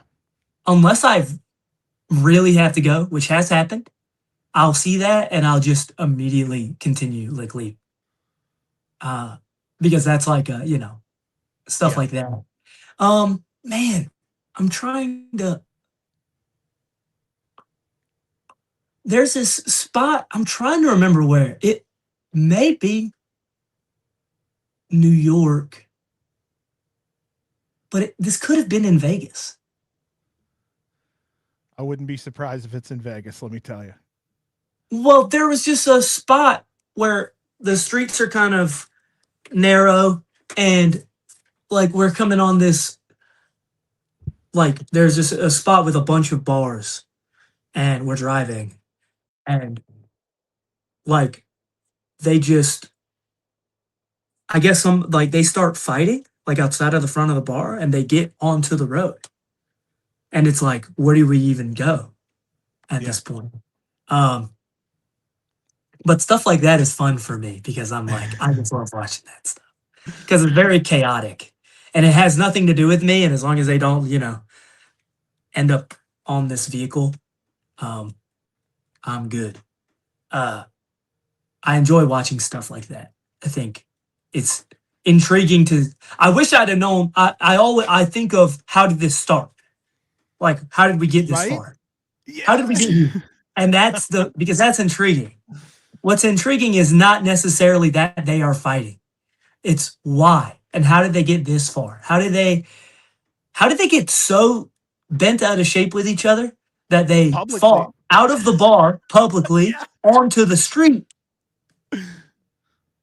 Stuff like that is Oh. enticing me. I like that. I'm interested by a lot of that stuff. All right. You roll through the airport, you getting your Yes. bags checked. Uh do you have anybody that gives you any weird shit over having blood or anything on your clothes, or do they see the gear and they're like, all right, this is the wrestler? Yeah, I haven't had anything weird yet. Yeah. Yeah, I think like the only thing that's happened so far is I've had like like a bruise above my eye or like a cut above my eye. Um, but nobody ever like there's nothing really like on my clothes to determine it. Nothing yet. I feel like that's something I've thought about where I'm like, oh man, that would be really cool if I just because I bet they deal with that all the time. You would think they probably do deal with the wrestlers often because you guys travel so much. Yeah, it's pretty common. I bet there's quite a few people who, yeah, probably like know some of Mm-hmm. the people at the airport. Do you have a shitty airport traveling story? Not Have you been really. lucky? Recently coming back from Texas, like I just hate when travel gets canceled when you're like about to board and it's like we can't even switch. Oh, Like I'm supposed to yeah. be at work in the morning, but now I'm not even going to be able to make it to work because this flight got canceled. Um, Hmm. yeah, stuff like that happens, and I feel like it's going to happen to me a lot more. It sounds But like a good hopefully, problem to have. Like, you know what I mean? Like busy people problems is the way to put it. yeah, yeah, but Is it ends up costing more sometimes. Yeah. Has there been in your travels any part of the world that you've kind of fallen in love with and you might even think could be a second place to live? Well, I do love Ohio. I love Ohio a lot. Um, I got to live there when I was training. I've been mentored by Ace Austin since April of 2024, I think. Yeah, Philly WrestleMania in Philly was 24, right? Yes. Yeah. Yeah. So Because Vegas was 25 and yeah, 26. and so since April of 2024, I've been mentored by Ace Austin, and last year I lived with him in Ohio, in Dayton, Ohio, from June through August, just for a summer. Got to train with him, work out with him, learn from him, pick his brain. Um, and I loved Ohio. I think like it just reminded me so much of home without all of the trauma and past of being home. Because like sometimes that is a hard part about going home. It's like I passed through all these, I passed by all these buildings and I passed by all these Yeah. places and all these places that have some good memories, some not so good memories, and that's always kind of hard. It's not impossible to get through because I still go home, but like being able to feel like I'm home without having to deal with any of that stuff is pretty great. So I like it every time I go to Ohio a lot. What What do you think's been the best storyline you've been a part of so far in your career? Um, for now, um, me and MV Young at 880, we had a really good, we had a really fun story of just me being kind of this like newer guy who's calling himself the new king of Pittsburgh. And um, I mean, a lot of people have kind of replicated. Anytime somebody feuds with him now, they kind of just replicate that Oh, story and great. idea. So Right. like the fact that I really kind of did that first um, was just a lot of fun, and we had a lot of fun matches out of it. I like wrestling MV Young. He's a fun time. Um, yeah, I'd say that um, there's a lot of potential for the future in terms of stories, um, but we're not far enough in yet to really determine. Uh, you know, Is there someone that you can look back on in the industry right now and say, you know what, they didn't get everything they should have gotten out of wrestling? Is there someone that just you don't feel like they've gotten their, kudos for all the hard work they put in? yeah, quite a few. I mean, Sonny DeFarge is one of them. I think he's great. Cheeseburger does not get enough love. Cheeseburger is so great for everything he's done for so many people. Like, there is no Flying Ryan or Sturdy Sal or even me without Cheeseburger. Hmm. Um, and that's a potential. Those three names are potential future pillars. Of independent wrestling. As long as we keep working really hard and not giving up and keeping our heads on straight.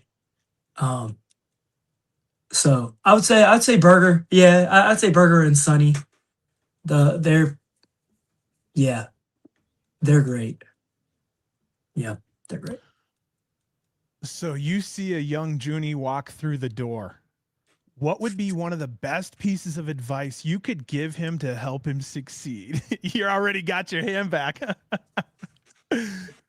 Yeah. What do you think? What do you think that you could give a young Junie? Is it a good old slap upside the head, or what do you think would make Uh, his path a little easier?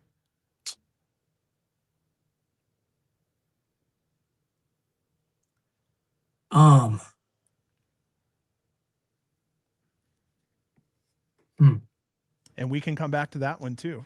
It's not a big Yeah, deal at all. I I think got about this so many one. questions. I think about this one a lot. Oh, okay. Because like I have a lot. I have a few answers because like I think something I ran into a lot was again kind of like fear of perception. And that stopped me from having fun in some areas when I really needed to be having fun. And so like I do think that is like first thing is like, hey, if you're not having fun, change up what's around you. Like you should be having fun. Should not be like this is gonna frustrate us, but even when it's frustrating, be able to have fun. Like that is my like big core right now. Like I want to have fun. I want my matches to be fun. I want my car rides to be fun. I want to be having fun. I literally we need to be having fun because why else? What else is there? Like there's doom and gloom every day. I lived doom and gloom for large portions of my life. Now I'm at this point where I really want to live and I really want to enjoy life. So if I'm not having fun, then things need to change.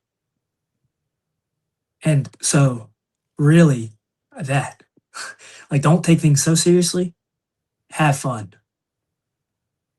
Um is probably the biggest thing I would say to myself. Uh yeah, have fun. Uh, who's one famous wrestler that is either living or dead that you'd like to just sit down and talk to around a table for a while? Sting. What would you two talk about? Well, a lot. I would tell him my dad loves him first. First thing I would say to Sting. My dad loves you a lot. Um, and then I mean, I I'm so interested in his journey and like why he chose face paint and like if there was specific reasons as to like like specific reasons as to why he chose face paint among like all of his choices of face paint. Like I'm so curious about all of that. Um, and I'm super definitely curious now where it's like he was able to kind of be the same for a really long time Yep. with minimal evolution, yet, yet was still, you know, captivating to an audience. Like I'm so curious as to how he remained not stale. Because like he was Crow Sting for a really long time. Like wore the same, pretty much the same gear, the black gear, the crow face paint. Like he was Crow Sting for a really, really, really long Yep. time. Make people curious of him and still want to see him.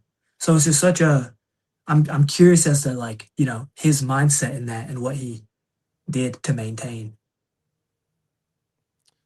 that. All right then.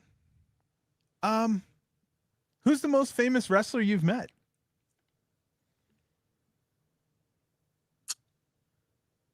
In what way how do we describe meeting? Uh, Like which having one a made you conversation? which one made you pop the most when you met him? What made you like who'd you meet that made you go, okay, I gotta play it cool? Well, yeah, I mean, whenever I got to meet Adam Cole at AEW, it was really cool. But there's a bunch of other people like I've gotten to, you know, and what I meant by what do we mean by meet? Like, you know, is it just a handshake? Is it like Yeah. a actual conversation? Because like, dude, getting to do extra work for AEW and the people you get to meet back there, like, holy cow, holy cow, like getting to shake Edge and Christian's hand and or you know, yeah, anybody like that, the Hardys, like, oh, I forget you've Yeah. been doing stuff at That's sick. AEW, so you know so many. You run across people like you said, just doing ring crew, just going up and walking through the hallways. Lucky Yeah, it's man. so cool. It's so surreal.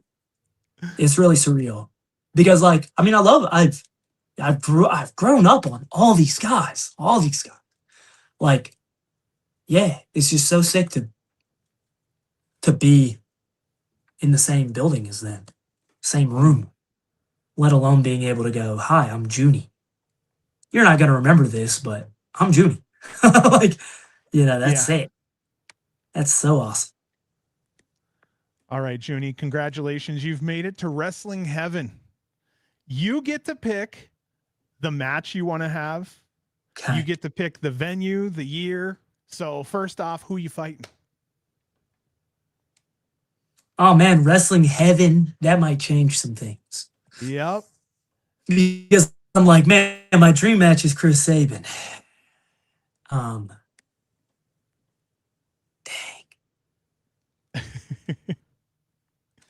daggum. You know what would be super fun? And I don't think anybody would expect it. But I think I've gotten a lot of I have a lot of inspiration from him. And yeah, I would say um Spring Break Arena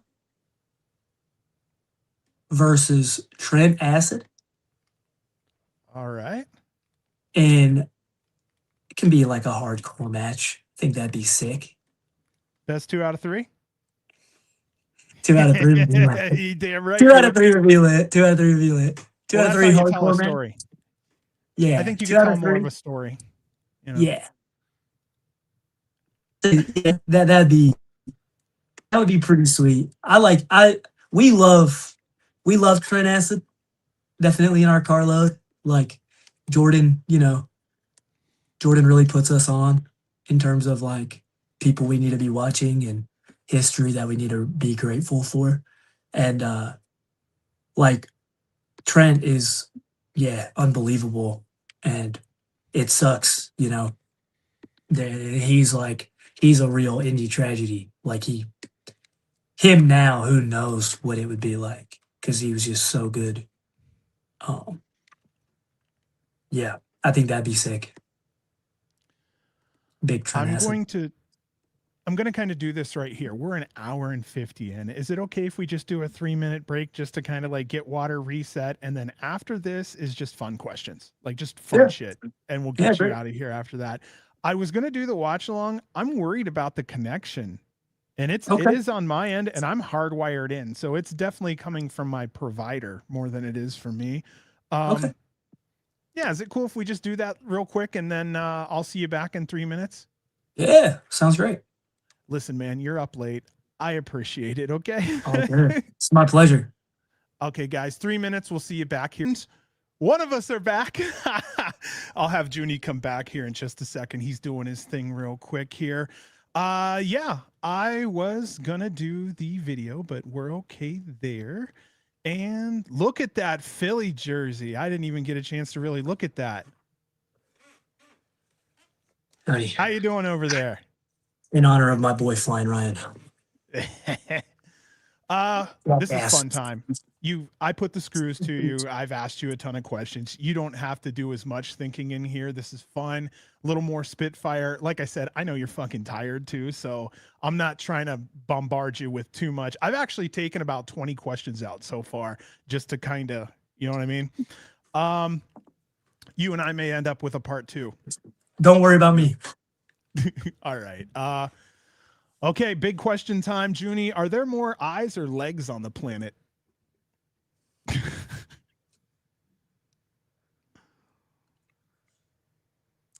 Probably Uh-huh. eyes. I feel like it should be the same because there's two. Actually, man. Uh-huh. It gets this Legs. quick. Start thinking. I'm gonna go Is it legs. Okay. Yeah. Remember though, there's fish. Lots of eyes, no legs. True. And Man, yeah, I don't the know, ocean dude. is large. There's a lot of spiders and stuff with 8 Truth. legs. So I don't know if there's like a real answer, but I punched it in one day and it said there's more legs in the world. But I don't know. I always love that question. um, all right then. Do you have any pets? I believe I heard one cat so far. Atticus and Charlie. Atticus is a flame point Siamese cat. He is my little demon baby. And we have a black cat named Charlie. She is awesome, but she vomits a lot. She's a vomiter. Oh, wait, now is it because they eat a lot of stuff? Yeah, Or they just eat way too fast. Yeah. yeah. Which one's your She- cat? Atticus. Yeah. Atticus. Now, did you name one and then she named the other, or how'd that work? We had them before we, met each other. Like she had Charlie Okay. already, and I had Atticus. And yeah, Atticus was named before I got him How interesting. from To Kill a Mockingbird. Huh. All I right. think. How about sports? Do you have any teams you like to follow? Well, I've been trying to get into hockey uh over this past year. And I like the Ducks. I like the Anaheim Ducks. When I was a kid, I had a Mighty Ducks jersey that like swallowed me. It's like it was just like a dress on me, but now it fits me perfectly. Like my mom sent it to me Oh, uh for Christmas. It was really cool. what was your first car? A 2006 Chevy Impala. Oh, damn, dude. Okay. Did it have a name? Izzy. Izzy the Impala. Izzy the Impala. I tried to name them all with, same first letter. Like I had not Penelope, Pinello the Pontiac. My most recent car that is pretty much on Beat Street. I am trying to get a new car now, which sucks because I'm always in a vehicle. Like right now, I have my mom's giant tank of a truck that is not efficient on fuel. No, that's not a traveling vehicle. No, it You're just, sucks. yeah, it's just gas guzzler. It sucks. And the last car I had was a Sentra Stella, the Sentra. Yeah. I had a deep red Mercury Sable, and we called it the Maroon Marauder. Mm, Yeah, it's good name. Good name. I don't know. It just sounds like I'm getting into trouble. it Okay, does. right. At 18, that's yeah. I want to do show and tell with you. Was there something that you have that you collect, or maybe wanted to kind of share with everybody? You thought's pretty cool. Well, I got this as a birthday present. Maybe it was a Christmas present, but they're so close together. I think it was a birthday present that I got from Ethan, Ethan Promise. Yep. Lost Boy staple member. He had gotten this, and he had gotten this himself, and he had given it to me because he knew how much I cared about Adam Cole, and it's an Adam Cole armband Oh, signed that by is Adam Cole. fucking awesome. That was something that I pretty much take with me on long trips. Yeah, I always make sure to have it pretty close by. When no one's looking, you try to strap it on. No one's looking, you put it on. You're like, I need to feel the power. It's a little I gotta sew it back together. But yeah, It's so cool. Yeah, so cool. Dude, that is freaking awesome. I love that. Yeah. All right. So if you could throw your money into collecting something for fun, what would it be? Pokemon cards. I knew it. Because I dude, knew it. I would. I've tried. I love card games, dude. I love card games. If I could, if I had money, well, but I'm also like, I probably could spend a little more money on cards and stuff, but like this hobby, that Expensive as hobby, shit. it's expensive, dude. Like there's so many cards I want, and then on top of that, like like this is it's grueling. Like the amount of gas we have to put in our vehicles, the amount of money we have to spend on gear. Like I'm trying to get new gear now. Um, that I mean, I could probably do with the gear that I have because I kind of just got it. But like, I like being able to separate all the matches that I have into, like I want to be able to keep all these sets of gear for a while. And I wrestle so often that it's like if I don't have multiple sets of gear, I will run through a set of gear in no time at all. Um, so it's hard to collect anything really when you're trying to, you're putting in so much money into wrestling. Um, just in hopes that you can get even a fraction Right. of it back at a reasonable time. Because I do feel like eventually you will get eventually when I get a contract, it'll, it'll have all kind of paid for itself. But until then, yeah. So you don't sell any of your gear at all to try to make a little money back here and there? I think what's been hard for me with selling the gear is that the gear that I have that I would be selling is pretty far away from what I am Gotcha. currently.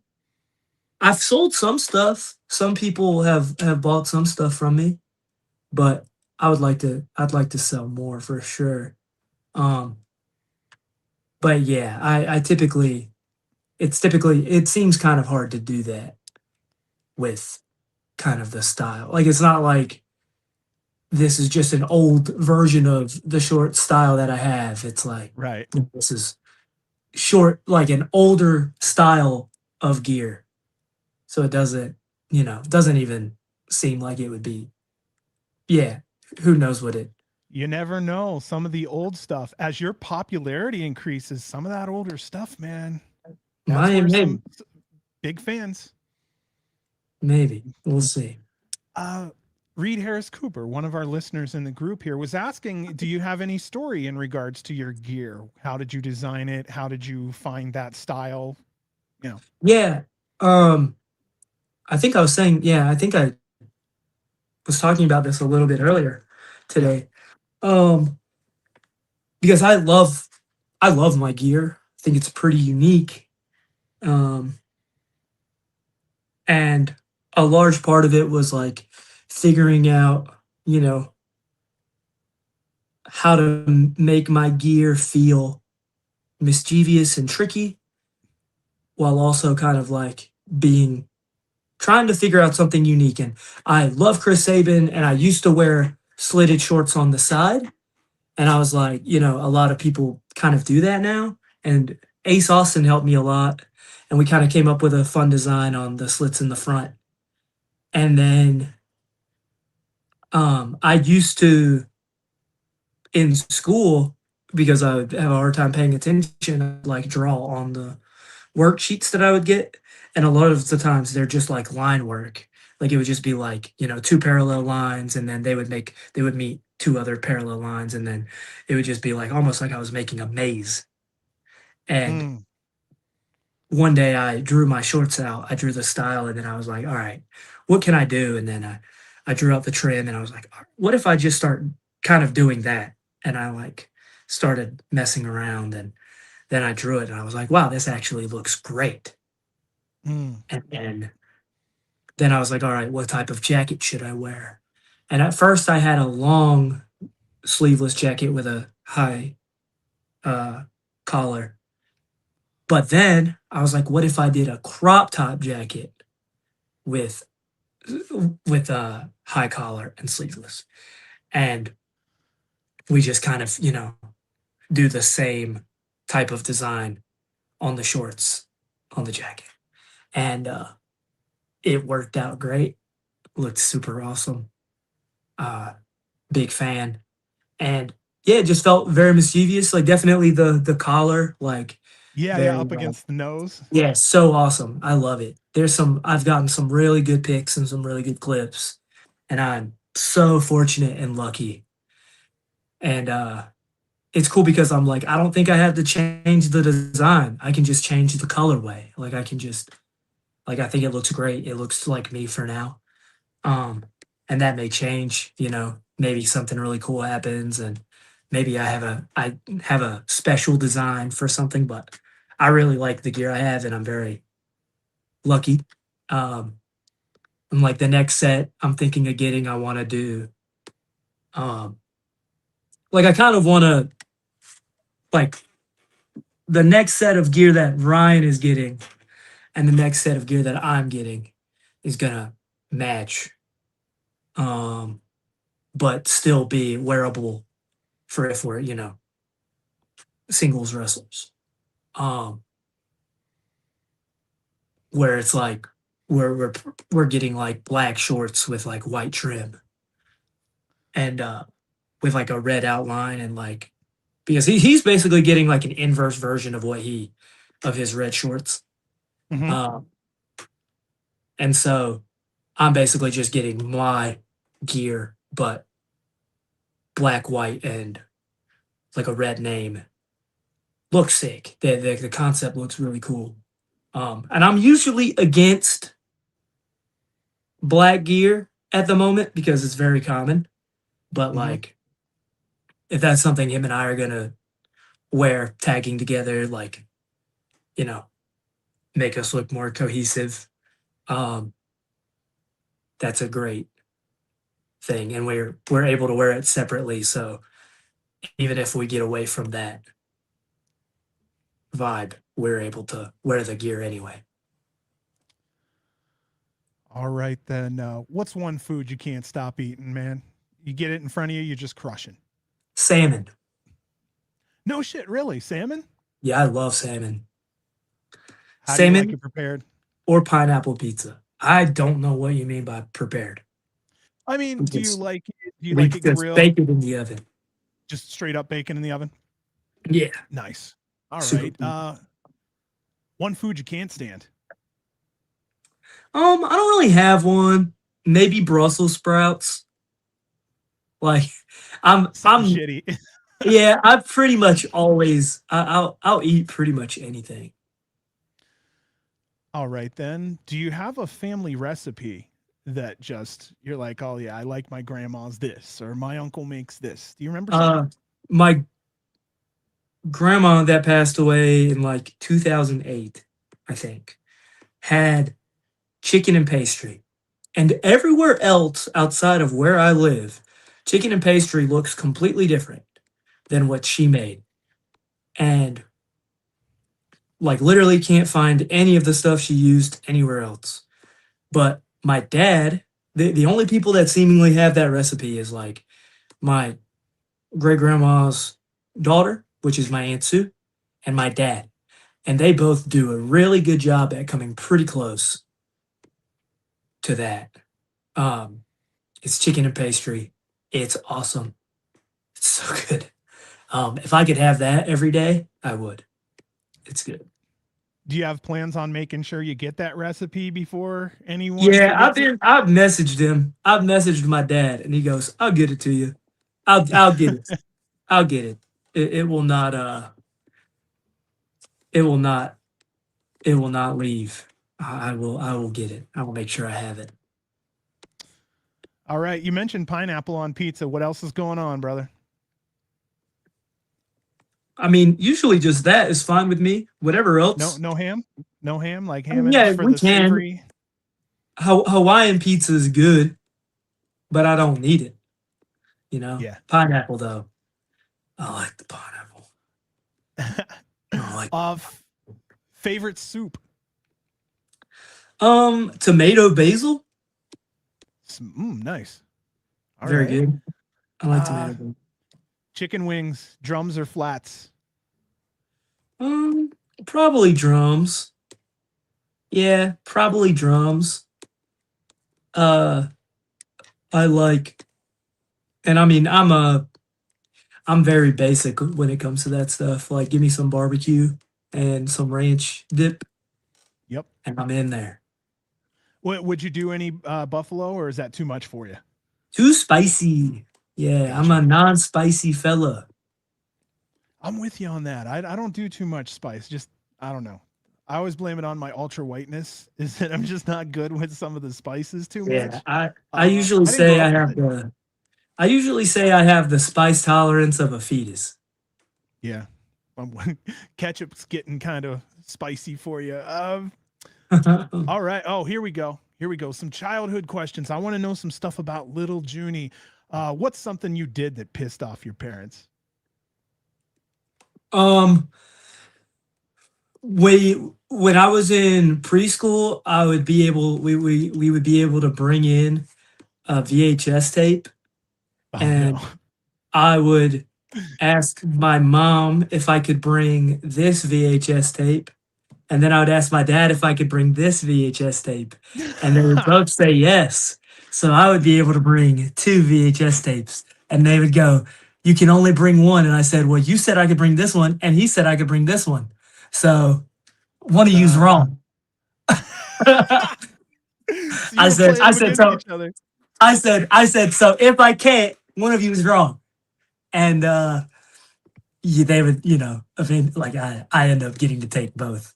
But it's just such a funny thing because that just seems like something I would have done as a kid. Like it's very mischievous. Um, yeah. I laughed when you were talking about taking tapes to school and whatnot because my mom, they would take them at work. She worked at a hospital. And so somebody bring in a random tape, they pop it on. So, when you're on break, you could sit there and watch something, right? Yeah. Well, we were teenagers, and one of my friends decided to put a porn tape in the VCR, and my mom grabbed it out, went to work, had no idea, popped that shit in, and was like, "Oh my god!" And she took it That's out real awesome. quick. And she's like, "Yeah, I could have gotten in a lot of trouble." We're like, "It was funny though, wasn't it?" So, Yeah. yeah, we realized later she could have lost her job, but as a Oh yeah. teenage boy, it was fucking funny. So Yeah. Nah, that is hilarious. it What a is sad now, thing to but job. man, was that some serious shit at the time. Mm-hmm. All right, here. So yeah, I was big on Umbreon. I also like Whooper, Ninetales. I just had to mention Ninetales because you were mentioning yours. I had to mention mine out there. So, some other childhood stuff. What's a video game you could kick my ass at, Junie? Man, that's a good question. I'm trying to think because a lot of the stuff I'm really good at are strategy games, which usually don't tend to be two player. Right. I'm I trying to love think of something. Civilization. Civ is fun. I Civ didn't play 5. too much of that. I didn't Uh, play too much don't go Civ. to 6 or 7. They suck. But the old Civilization games, when it Um, comes to strategy and city building, would probably be up your alley. yeah. I love strategies also. What if we? Hmm, Ooh, we have a Charizard fan. something I'm really good at. Who said that? Rage of Wrestling, Charizard, my wife's favorite. Also Ninetales. So there we go. Yeah, we have another Ninetales fan. Um, That's a rough question, Junie. I know. I mean, I was really good at Pokemon. Yeah. Like I probably would smoke most Fuck people me up on at that. competitive Pokemon.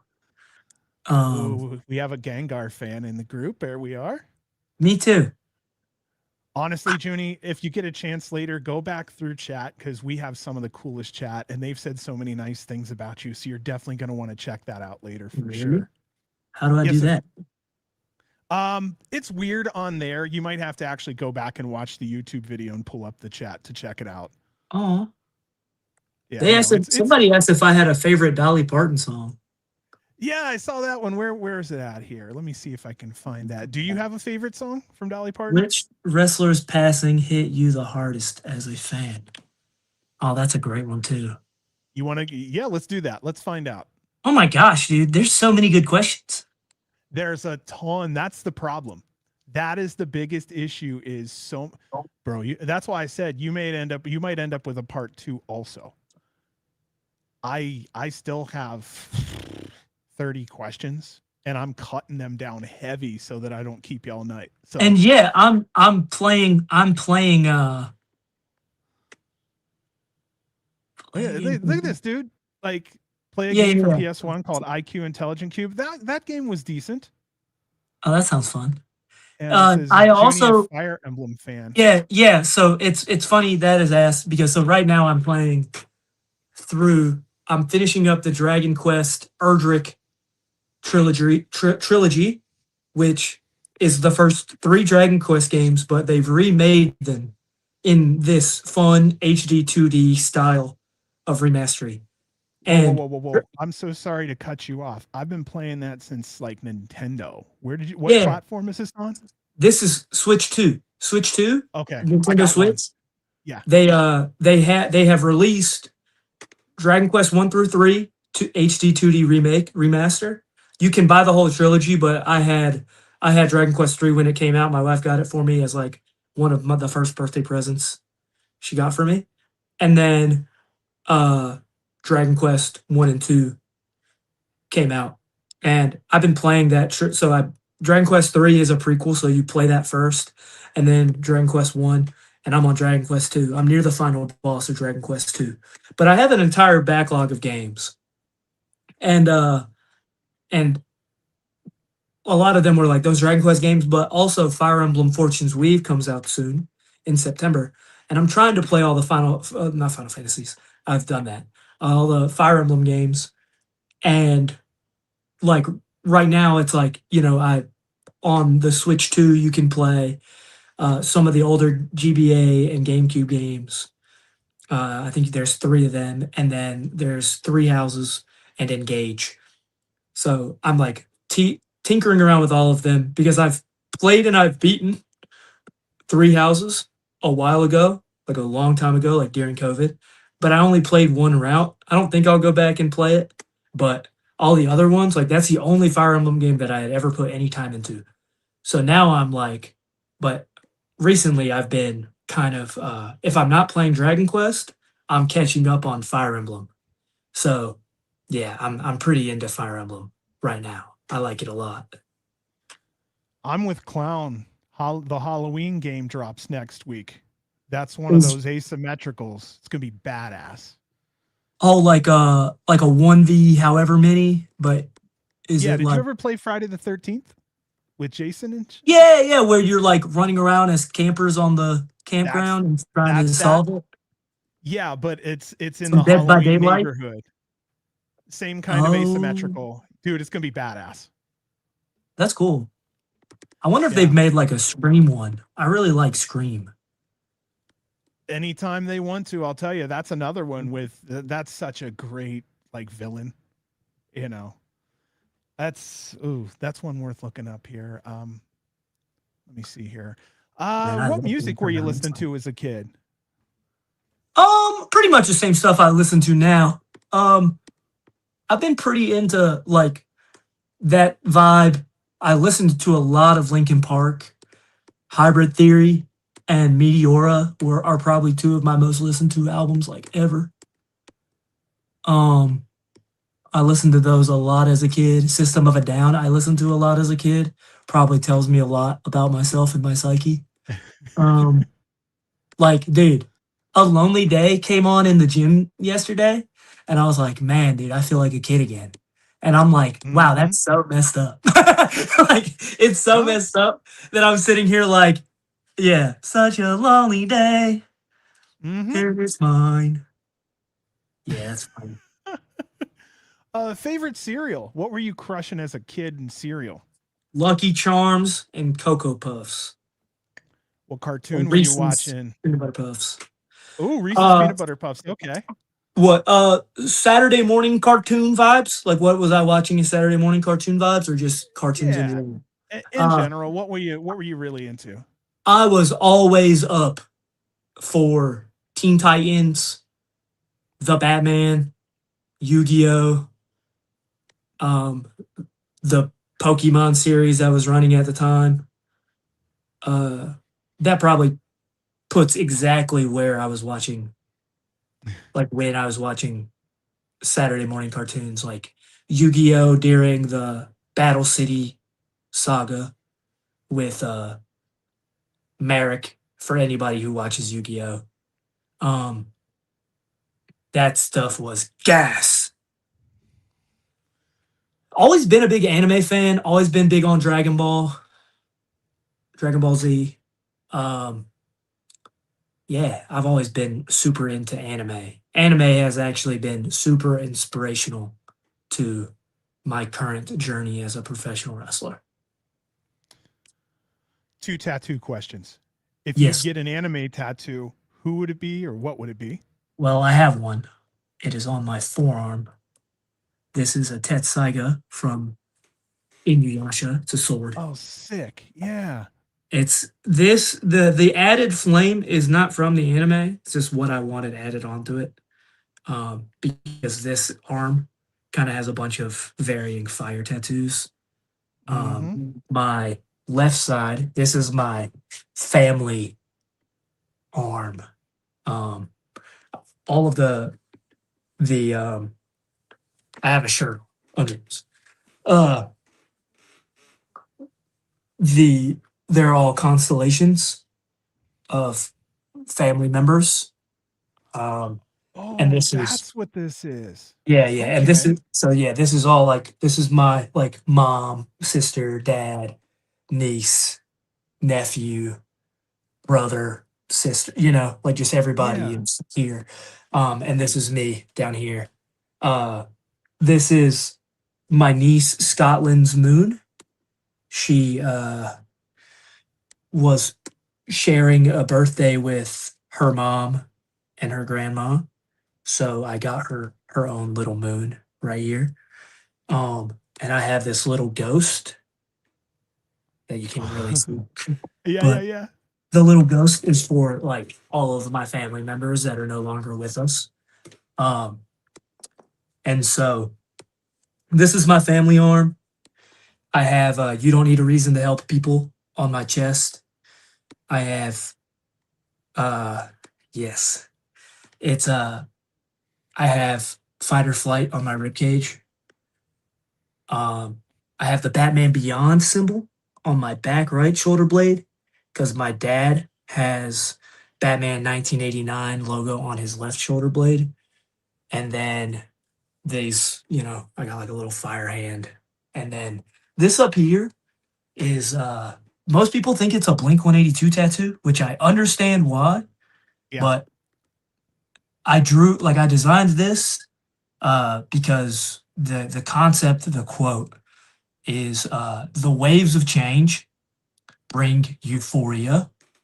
And the concept of it is like that's I specifically liked this smiley face because it looks like delirium. Like you're kind of going through all these things that are hard. And eventually, though, if you get past all of these hard waves of change, you will eventually be happy. You just have to keep going. It's kind of the concept. Uh, the triangle is this specific triangle is like the delta symbol, which is like the mathematical symbol of change or whatever. Mm-hmm. Uh, so like I just put that all together and then I made this little amalgamation of a tattoo. Um, so yeah, all of them pretty much mean something. I also have burn right above my knee. Yeah, I like tattoos. I want more. I wish that was something if I had more money, I would be you would know. There would be signs. So I don't know if you know this, but the triangle is also the most stable of all shapes. Yes. Yeah. Thought that Yeah. was kind of cool also. Good choice there. Thanks. Uh, What is a drink you loved as a kid? Yoo-hoo, I still do. I love Yoo-hoos. Big fan. My grandpa RP loved Yoo-hoo. He had. It's really funny. In his house, he had a bunch of them in his fridge. That didn't expire. So I was like, "Hey, mom, we're not gonna throw these away." And she was like, "I didn't expect us to." So we drank some in honor, and I drank them. I made sure they did not go to waste because he would have hated that. Have you had the Yoo-hoo from Ghost yet? Yeah, yeah, I did, and it is Uh-huh. awesome. It's so good. I had a It's like feeling, like I knew that answer was going to be a yes. it's so good, but I didn't know about it until like this week. Yeah. Yeah, like this week, maybe last week, but it was really. Oh yeah, last week. Today's Yeah. Tuesday. I can't Last remember week. if it was redacted or someone hit me up and they're like, dude, look at this. Yeah, last like Monday or Tuesday, I think. I went by the GNC to pick up some Witch's Brew Alani for my wife. And the lady was like, "Hey, do you want to look at some of this backstock that we have?" And I saw the Ghost Yoo-hoo. And I was like, "What?" And it was great. It's so good. It's so good. All right, then. What's a snack that Juni was always grabbing for as a kid? Zebra cakes. Nice. Little Big Debbie zebra man, cake huh? guy. Yeah, dude, I'd smack up a little Debbie. What else from Little Debbie? Because there's never just one. Like, are you a Swiss roll guy? You like those Swiss strawberry rolls? roll, Nutty Buddies, strawberry shortcake rolls, you name it, I was eating it. I'd hired little Debbie for catering real fast. Hmm. Well, see, you've already gotten married though, so you can't have Little Debbie at the marriage. That'd be another way to celebrate. Nah, I had some. I made sure I went out and bought some. That was a big staple in my family, my whole life. Started with my great grandmother. That would always be like a treat we would have after a family dinner or something. I love them, dude. They're so good. I love like they're dangerous. What's a toy you used to play with? You just remember that? Do you still have it even? I know. I think it's at my mom's. I used to have this like Pokemon Stadium thing where you could like put the Pokemon on the stadium and it would like they'd have like magnets on their feet, and then it would connect to the stadium, and the stadium would have effects based off of the Pokemon that was being connected to it. It was real cool. I liked it a lot. It reminded me of just like real life Pokemon Stadium because I loved that game. That's a great game. I may have to try to whoop your ass at that. That is one game that I am good at. I loved Pokemon Stadium. I love Pokemon Stadium. Pokemon Stadium's great. Do you have it on Switch too? I mean, I have the Nintendo Switch, or I have the the expansion pass thing. Okay, yeah, because it's on the Switch too. You can get it on there, I believe. Yeah, double check it when you get a chance. Yeah, we'll have to look. I may be wrong too. Okay, have your wife close her ears. Who was your celebrity crush as a kid? Selena Gomez. She knows that already. Oh. I really like Selena Gomez, man. I think you kind of answered this. I was going to ask you about a tattoo devoted to a video game, but you kind of got that one out of the way. Well, the one on my chest, which is "You don't need a reason to help people," that's a quote from Final Fantasy IX. Really? Huh. Yeah. What struck you about that? It means a lot to me. Well, I mean, it's a very selfless quote, like I kind of talked about this earlier today where it's like, I always try to do my best, including if somebody needs anything from me. Like if I can, regardless of how I feel about someone. That's what I'm really good at. I'm really good at putting my feelings aside to do things. Like I can feel everything I want. but I'm not gonna let it affect outcomes. Like I'm not gonna let it. Like I'm not. I can feel all these variety of negative emotions, but I'm not going to respond like a jackass. I'm not going to respond to them like an asshole. I'm not going to be that way. I'm going to still be able to think objectively and do my very best regardless. And to me, the idea of like not needing a reason to help people is that it's like you're just doing your best. And as long as it's like, yeah, there's no reason for me to not help you regardless. Unless literally are working against yourself and me. Right, right. I'm going to help. I'm going to do my best because that's just what I do. I wake up every day and I try to do my best. I do my best and that's it. It's what I have, you know? Um, so yeah, that's what that means to me. So my next question was actually kind of asked by another listener. Were you a Transformers or a Teenage Mutant Ninja Turtle kid? Both, but probably more of a Teenage Mutant Ninja Turtles kid. Which turtle are you?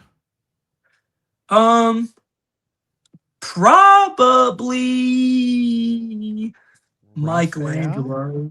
Really? Yeah, he's more goofy. I think there's a lot of me that's like both. Like if I could, I would say both, like Raphael and Michelangelo. And for a while, I would have said Raphael. But I think as I have taken things a little less seriously, I'm definitely more Michelangelo. Like it's a lot harder to make me angry these days.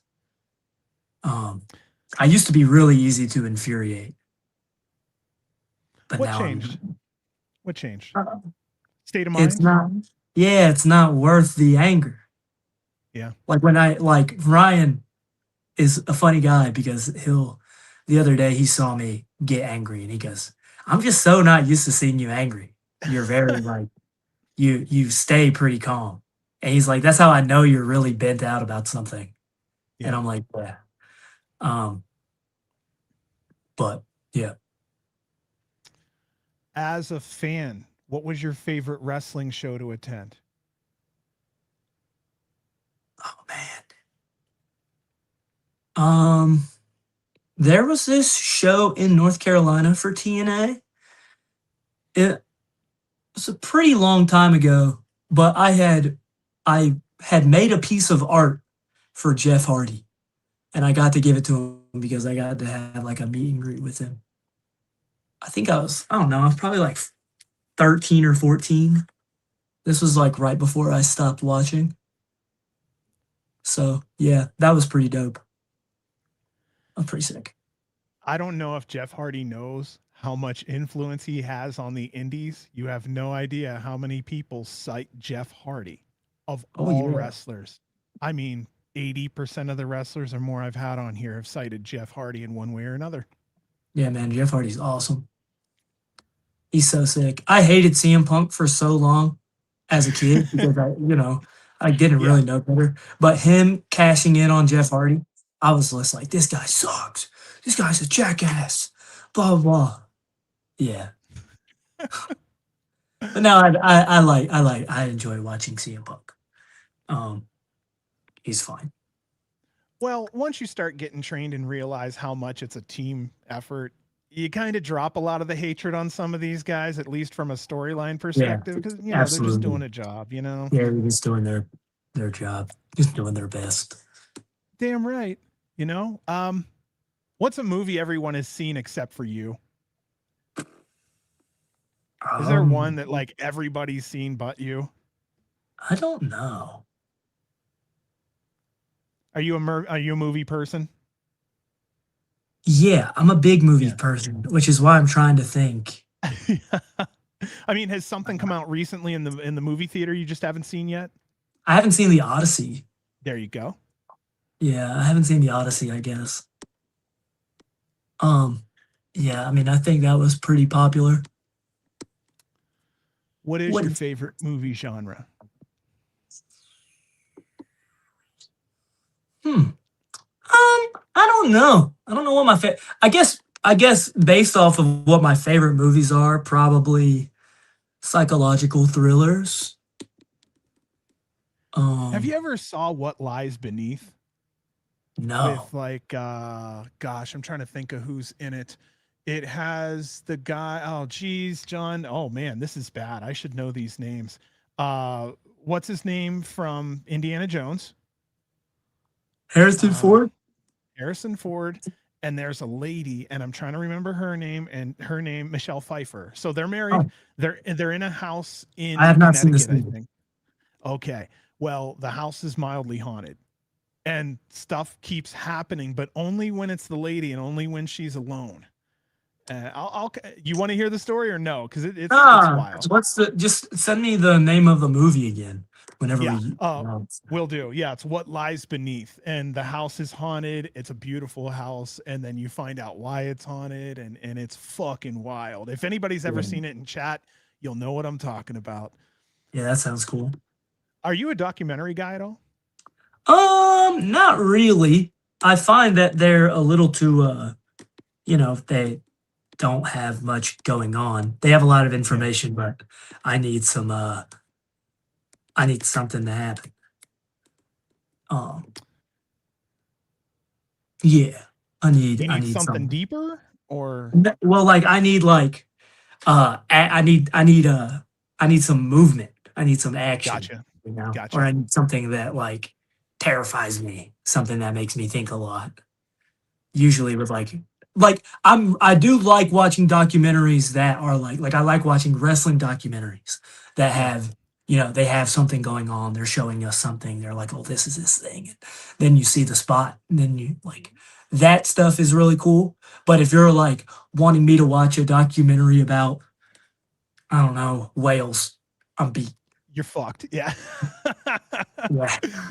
Okay, so you're talking in your genre here. What are 3 movies you'd recommend to someone? Um, all of them are very common.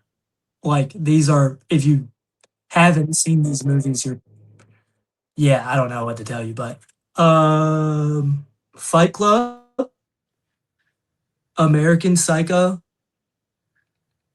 Scream, Nice. Danny Darko. I know that's 4. Um, I recently watched Danny Darko over the last year, and I thought it was really good. Wish I had seen it earlier.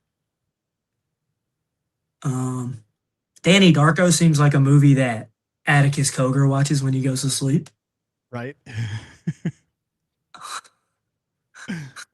Maybe if I say enough things about them in this stream, You'll get something, like they'll something will fight. start to.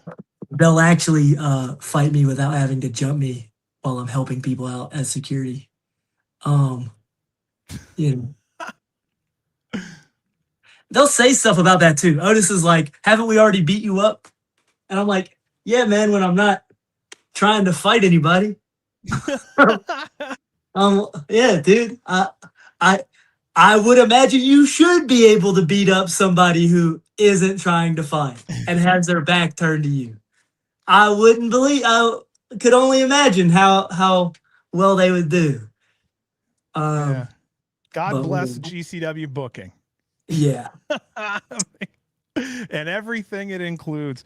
Okay, so we got those movies. It's Christmas time, bud. What are you watching? Give me 3. Nightmare Before Christmas, Nice. Die Hard, the best Christmas movie, Fuck yeah. and probably National Lampoons. Good choice. Good Yeah, choice. yeah. I sometimes watch Harry Potter during that time period, like a whole like I sometimes I'll marathon it because I feel like Now, Harry Potter's kind of Christmas movies. pretty like a couple of them for sure. Like with the Yeah, snow and the fact that I think it like at one of the schools they were celebrating a holiday festival or something. I remember. yeah, I think so. Um, okay, all right. On Netflix or YouTube, is there anything you like to watch? Um, man, yeah, a lot. I'm a big, I'm a big watcher of stuff. Um, like right now, I'm obsessed with finding new JRPGs to play. So I'll watch a lot of videos on top JRPGs and things like that. Mhm. And I also like card games, but it's hard for me to play card games. So sometimes I'll just watch card game stuff to kind of like keep up with them in the case that I'm able to get back into them and play them. But on Netflix, dude, I watch so much stuff. Yeah, I'm a big watcher of stuff. Like there's this show that I think isn't actually super incredible. It's Batman 2. Yeah, Batman 2 is totally a Christmas movie. I wish I'd have thought I wish I'd have thought about that. That would have been an answer. I don't watch that for Christmas, but I might start doing that. Because that's awesome. Speaking of Batman, another Christmas movie that would be Batman oriented would be Batman Sub-Zero, the animated movie with Mr. Freeze. The Batman animated movies are so good, dude. I liked the animated series from the late 90s. Yeah. But the movies that stem from that, Yeah, like Mask of the Phantasm. more serious than I expected, and I love it. So good, man. You know how many times? Ask me how many times I've watched that in the last 3 weeks. I have okay, go for it. How many? 4 times. I am a 28-year-old man that has been watching that movie since he was like 4 years old. And as a 28-year-old man in the year 2026, I have watched Batman Mask of the Phantasm 4 times in 3 weeks. That's love. It's awesome. What That's else do I movie. have here for you? Oh gosh, what's the worst shoot job you've ever had? You've been pretty lucky on that, right? No, absolutely not. Lane, when I was saving money to come train, I also rewatched Batman Beyond Return of the Joker recently as well. That movie's awesome. When I was saving up money to become a pro wrestler, I worked at a landfill for about 5 months, and that sucked in every sense of the word, because I would be surrounded by a bunch of trucks that had a bunch of trash they were trying to drop off, and they would always be in a rush. There was one day I counted, I almost died 13 times because of other people around me. My goodness. And that was a pretty consistent thing. So for 5 months, every day, I would almost die in the double digits. Is it from the dumping in your back there kind of thing? Well, right. I would be like, hey, come on. And they wouldn't see me and they would start dumping. And it's like, yo, I'm back here. Like, you're not listening. You're not looking. Or some people would come off. There's these giant metal devices called tippers, where big 18-wheeler trucks would back onto the tipper, unhook their trailer, and the tipper would basically dump the trash all the way. And then they would hook it, and then they would, come off. Usually they would come off a little bit. They would drive off a little bit, and they would shut their door before they even get off the tipper. Some people would be impatient, and they would hook the thing up, and they would take off, and they wouldn't shut the door. And I'm guiding everyone, and I'm not looking, and all of a sudden I'll hear like a bunch of honks, and I'll immediately just like there was one time specifically where it was like the guy was like, duck, like the truck was like yelling, and then you just hear somebody go, duck, and I just duck, and I just shoot down, and I'm looking up, and I'm about to shit myself because I just see the giant truck, the giant door that if hit me, I'd have been toast. Yeah. And it just is swinging, and I'm like, I come up, and the guy stops. And he's like, "Are you okay?" I'm like, luckily, like no thanks to you, man. And so like that was really rough. And then one day, my grandfather, whose house I live in, he noticed. He like went up there. He had to dump some stuff off, and he saw me working, and he almost saw me die. And he was like, come to the house after. And then he like, I went by after I got off work, I went by the house and he was like, how much more money do you need to save up at this job? And I told Yeah. him, and he immediately just wrote a check. And that was the exact number I needed. And gave it to me. And he said, go quit your job. And I said, yes, sir. No problem here. Um, yeah, that was a very brutal job. But I got through it and now I'm here. All right, then. We were talking about how you went into theater and it did so much for you and how those skills translate out into life. Have you found a skill from wrestling that ends up being surprisingly useful in real life? Yeah, I think I've gotten better at communicating through wrestling. Like it's very important to be a good communicator. It's very important to like think about your words and how you um share those words with other people. Um so I do think that like I think the communicative skill, but I also feel like I've gained a little bit more charisma through wrestling, like once you gain confidence, it's just something that continues to build. So Correct.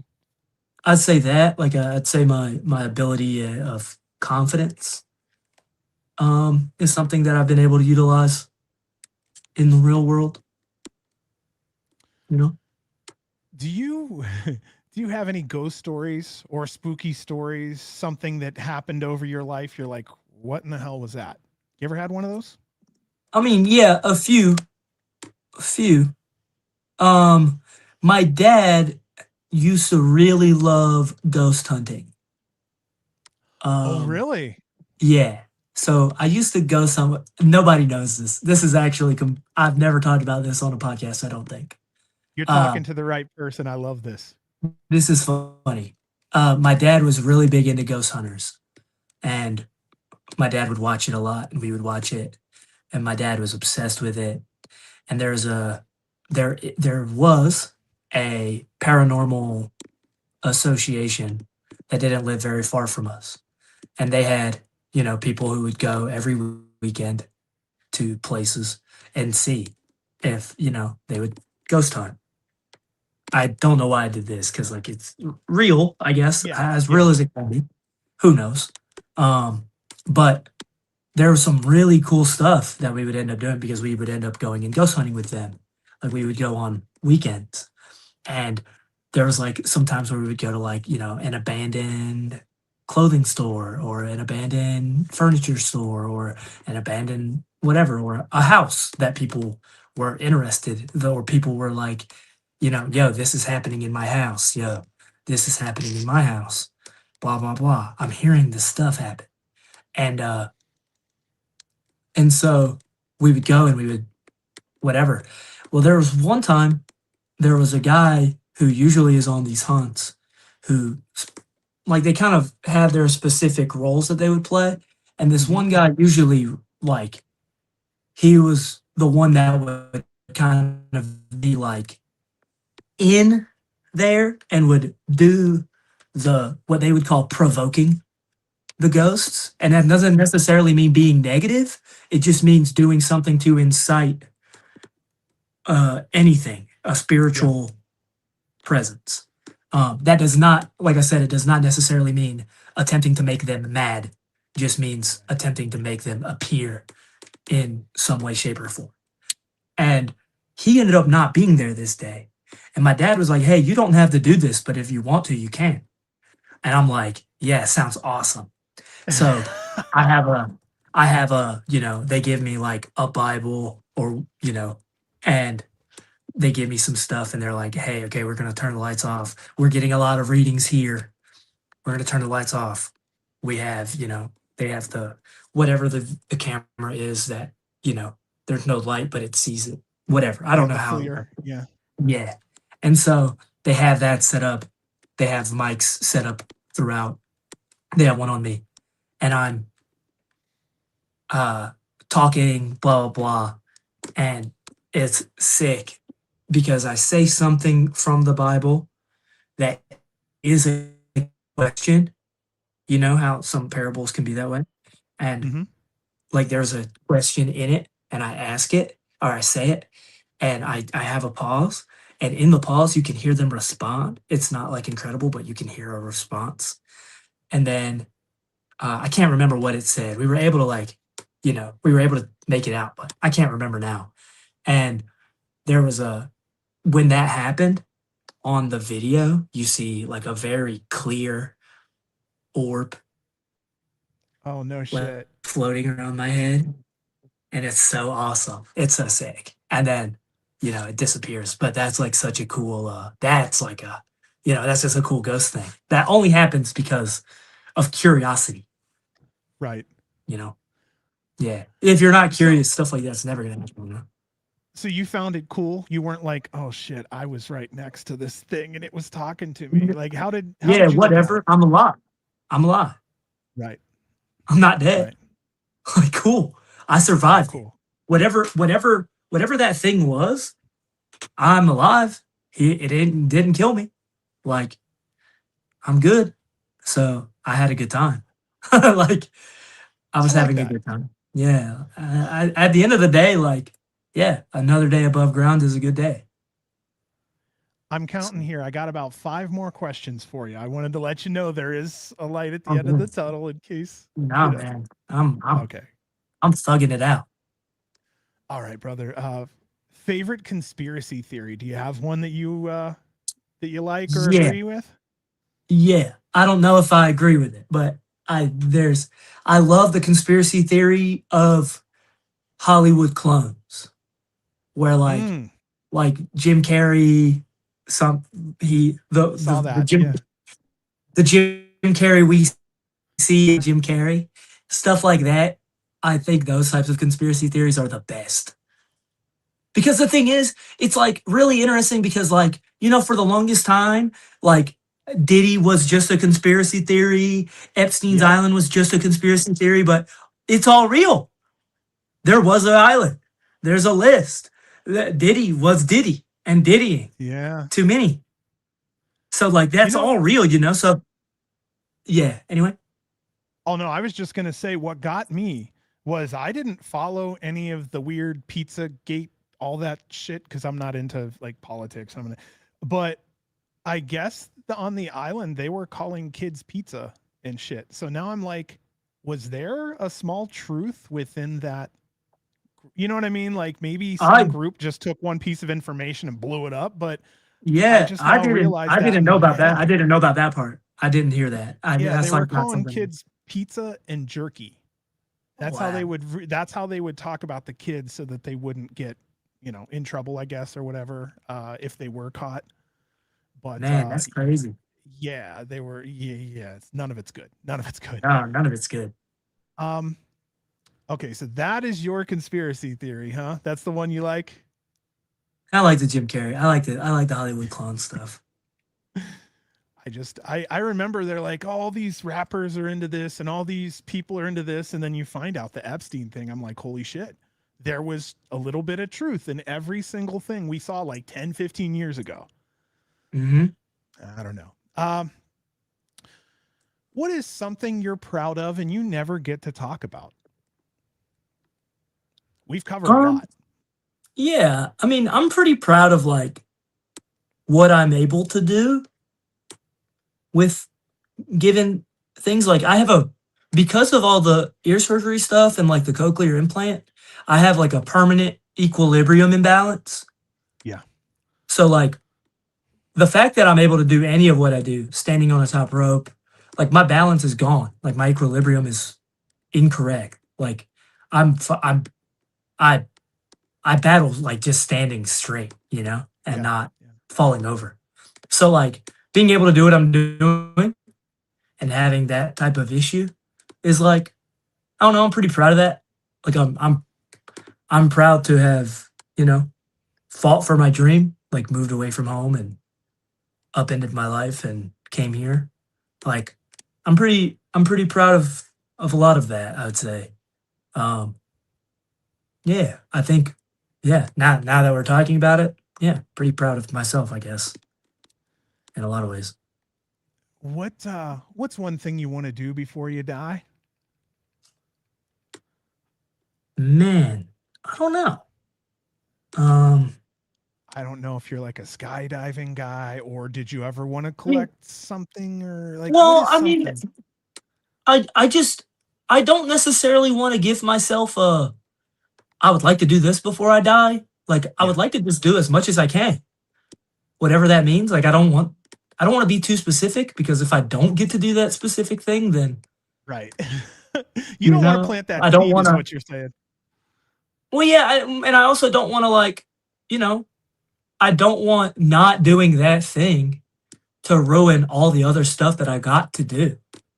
Exactly. You know? And Yeah, you don't want to something make like time that. for something when you may be missing time for other things. Yeah, yeah. Like if it happens, if destiny wills it, then it'll be. How many languages do you know? I really only know English. Same. I'm I trying to speak French. learn. I'm trying to learn Japanese. Do it. I'm Do you trying. want It's to want really to know the difficult. best way everybody says? What? Like read comic books and shit. They Oh, literally just say the best way to learn Japanese is to just submit, like, engulf yourself with anime. oh, Yeah, you didn't know that one of your favorite things is actually one of the best ways to learn Japanese if you wanted to. yeah. Okay. Hmm. I actually, I'll so a have long to time ago, try that. before the internet was cool, a long time ago, there was a guy, I was actually putting groceries in his car, and like he had all these magazines all in Japanese. I'm like, whoa, this is wild. Do you love doing this stuff? He says, actually, I'm getting ready to go there in a couple months. And I was told, if you want to learn the language, that the best way to do it would be to study these. And he goes, dude, I'm doing so much better. Cause I'm like, what the hell is that word? What the hell are they doing? What are they trying to make sense? Oh, that's what it means. And yeah, so I know a little French, but I can't speak it for shit. 4 years of it, don't know a damn thing. Someone speaks it to me, I'm lost. Um, is there a language besides Japanese, or is Japanese like that's going to be the one for work mostly? Yeah, that's the one that I would want to learn. Bro, it's not Period. easy to learn a language at all, Yeah. you know? Yeah, no, it's not. I've never been good at learning another language. Have you ever thought of learning any type of a craft? Like, are you, I mean, because you've done candles, like, you ever thought of woodworking, anything where, like construction? Yeah, I hadn't thought too much about it, but I have there's a lot of stuff that I think about trying to come up with ideas of things that I can make that I can put on my merch table. Like those are things like that is something I've thought about. So I just don't know yet. Not too sure. Well, I know like Stackhouse, like he got his own stuff to make stickers and shirts. Are you looking for stuff like that, you're thinking? Yeah, I mean, that would be tons of fun if I could make my own. If Yeah. I could make my own merch would be great. Like making my own shirts would be great. I wasn't necessarily thinking of that. Um, but yeah. Oh man, What's I that? don't know about Cape Crusader. Oh, you're Um, looking at some of the dude. Yeah, I'm telling you, we have great chat. I I feel do know Dylan terrible. McKay. I want to wrestle Dylan McKay. I think me and him would have a fun. If Dylan McKay's backing at it, hell yeah, hell Well, yeah. Something tells we me were you in two a would work well together. 4-on-4 at the backyard show, Somebody and that was was asking about that backyard show. Do yeah, you that was remember anything pretty about it? fun for me. Yeah, I mean, I remember that whole day. So that wasn't that far. It wasn't that long ago. So then, what do you think the younger you would think is the coolest thing about the older you right now? I mean, the fact that I'm doing exactly what he wanted, you know? Yeah, I did it, you know? I'm doing it. I'm literally living the dream. Um, yeah, so sick. Do you think it's cool that you'd be able to lean into your younger self and be like, dude, it's all worth it. believe in yourself. You're going to take a journey that's a little rough, but What's real what rough? you learn, right.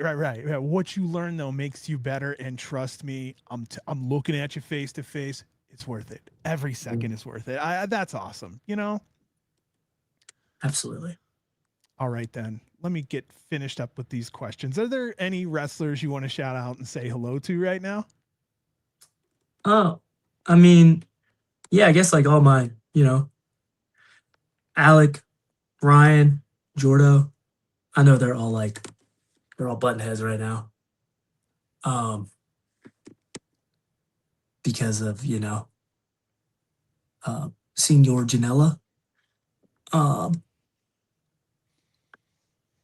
Yeah, say hey to my main boys, my main three. That's it. You really, I'd probably say more people, but I don't know. I'm a little You're a little a tired. It's midnight. little You know? tired. Do you have work in the morning? Nah, this was a good week. Okay, cool. This was a good week for me to do this. Okay, cool. I was really worried about that too. I'm like, shit, he's got work in the morning. That sucks. Nah, and it would be okay. I've gone to work a lot more tired. Promise. I get that. I get that. Okay. Um, I'm gonna do it this way, Junie. A lot of people tonight love your work. They came in here to listen to you. There's going to be hundreds more, a couple thousand once the week is over that will be between all of our, YouTube will get 8, 9, 10, 1,000. We'll get another 1,000 across audio platforms. For everybody that's listening, I'm pretty sure this may have been the longest and largest podcast. I'm not sure, but I felt that I don't think Juni gets enough mic time. So I wanted to basically have a time right now that's devoted to you to say anything you want to the GCW fans. I'm not going to interrupt you. I just basically want to give you your time and go. Yeah. Sick. Being put on the spot. But it's easy. I'm very thankful to be a part of GCW, and I'm very thankful to be able to wrestle as much as I've gotten to. Like my 4-year anniversary of being in ring is coming up September 5th, and I'm at 482 matches across 23 states, over 100 promotions. And every time I, get low, which can sometimes be often, I'm very passionate. I care a lot about wrestling, and I just want to show more of what I can do. Every time I think I'm really low and I don't know if I'm going to be able to get out of that low space, I always have a super sick interaction with a fan or multiple fans that make me go, all right, this is hard, but it's incredibly worth it. And it's, this ride is going to be really long, and whether you've been with me from the start, thanks. If you're hopping on right now, hold on real tight because it's going to be sick. And yeah, get used to staying up because we never look down. Player, bang.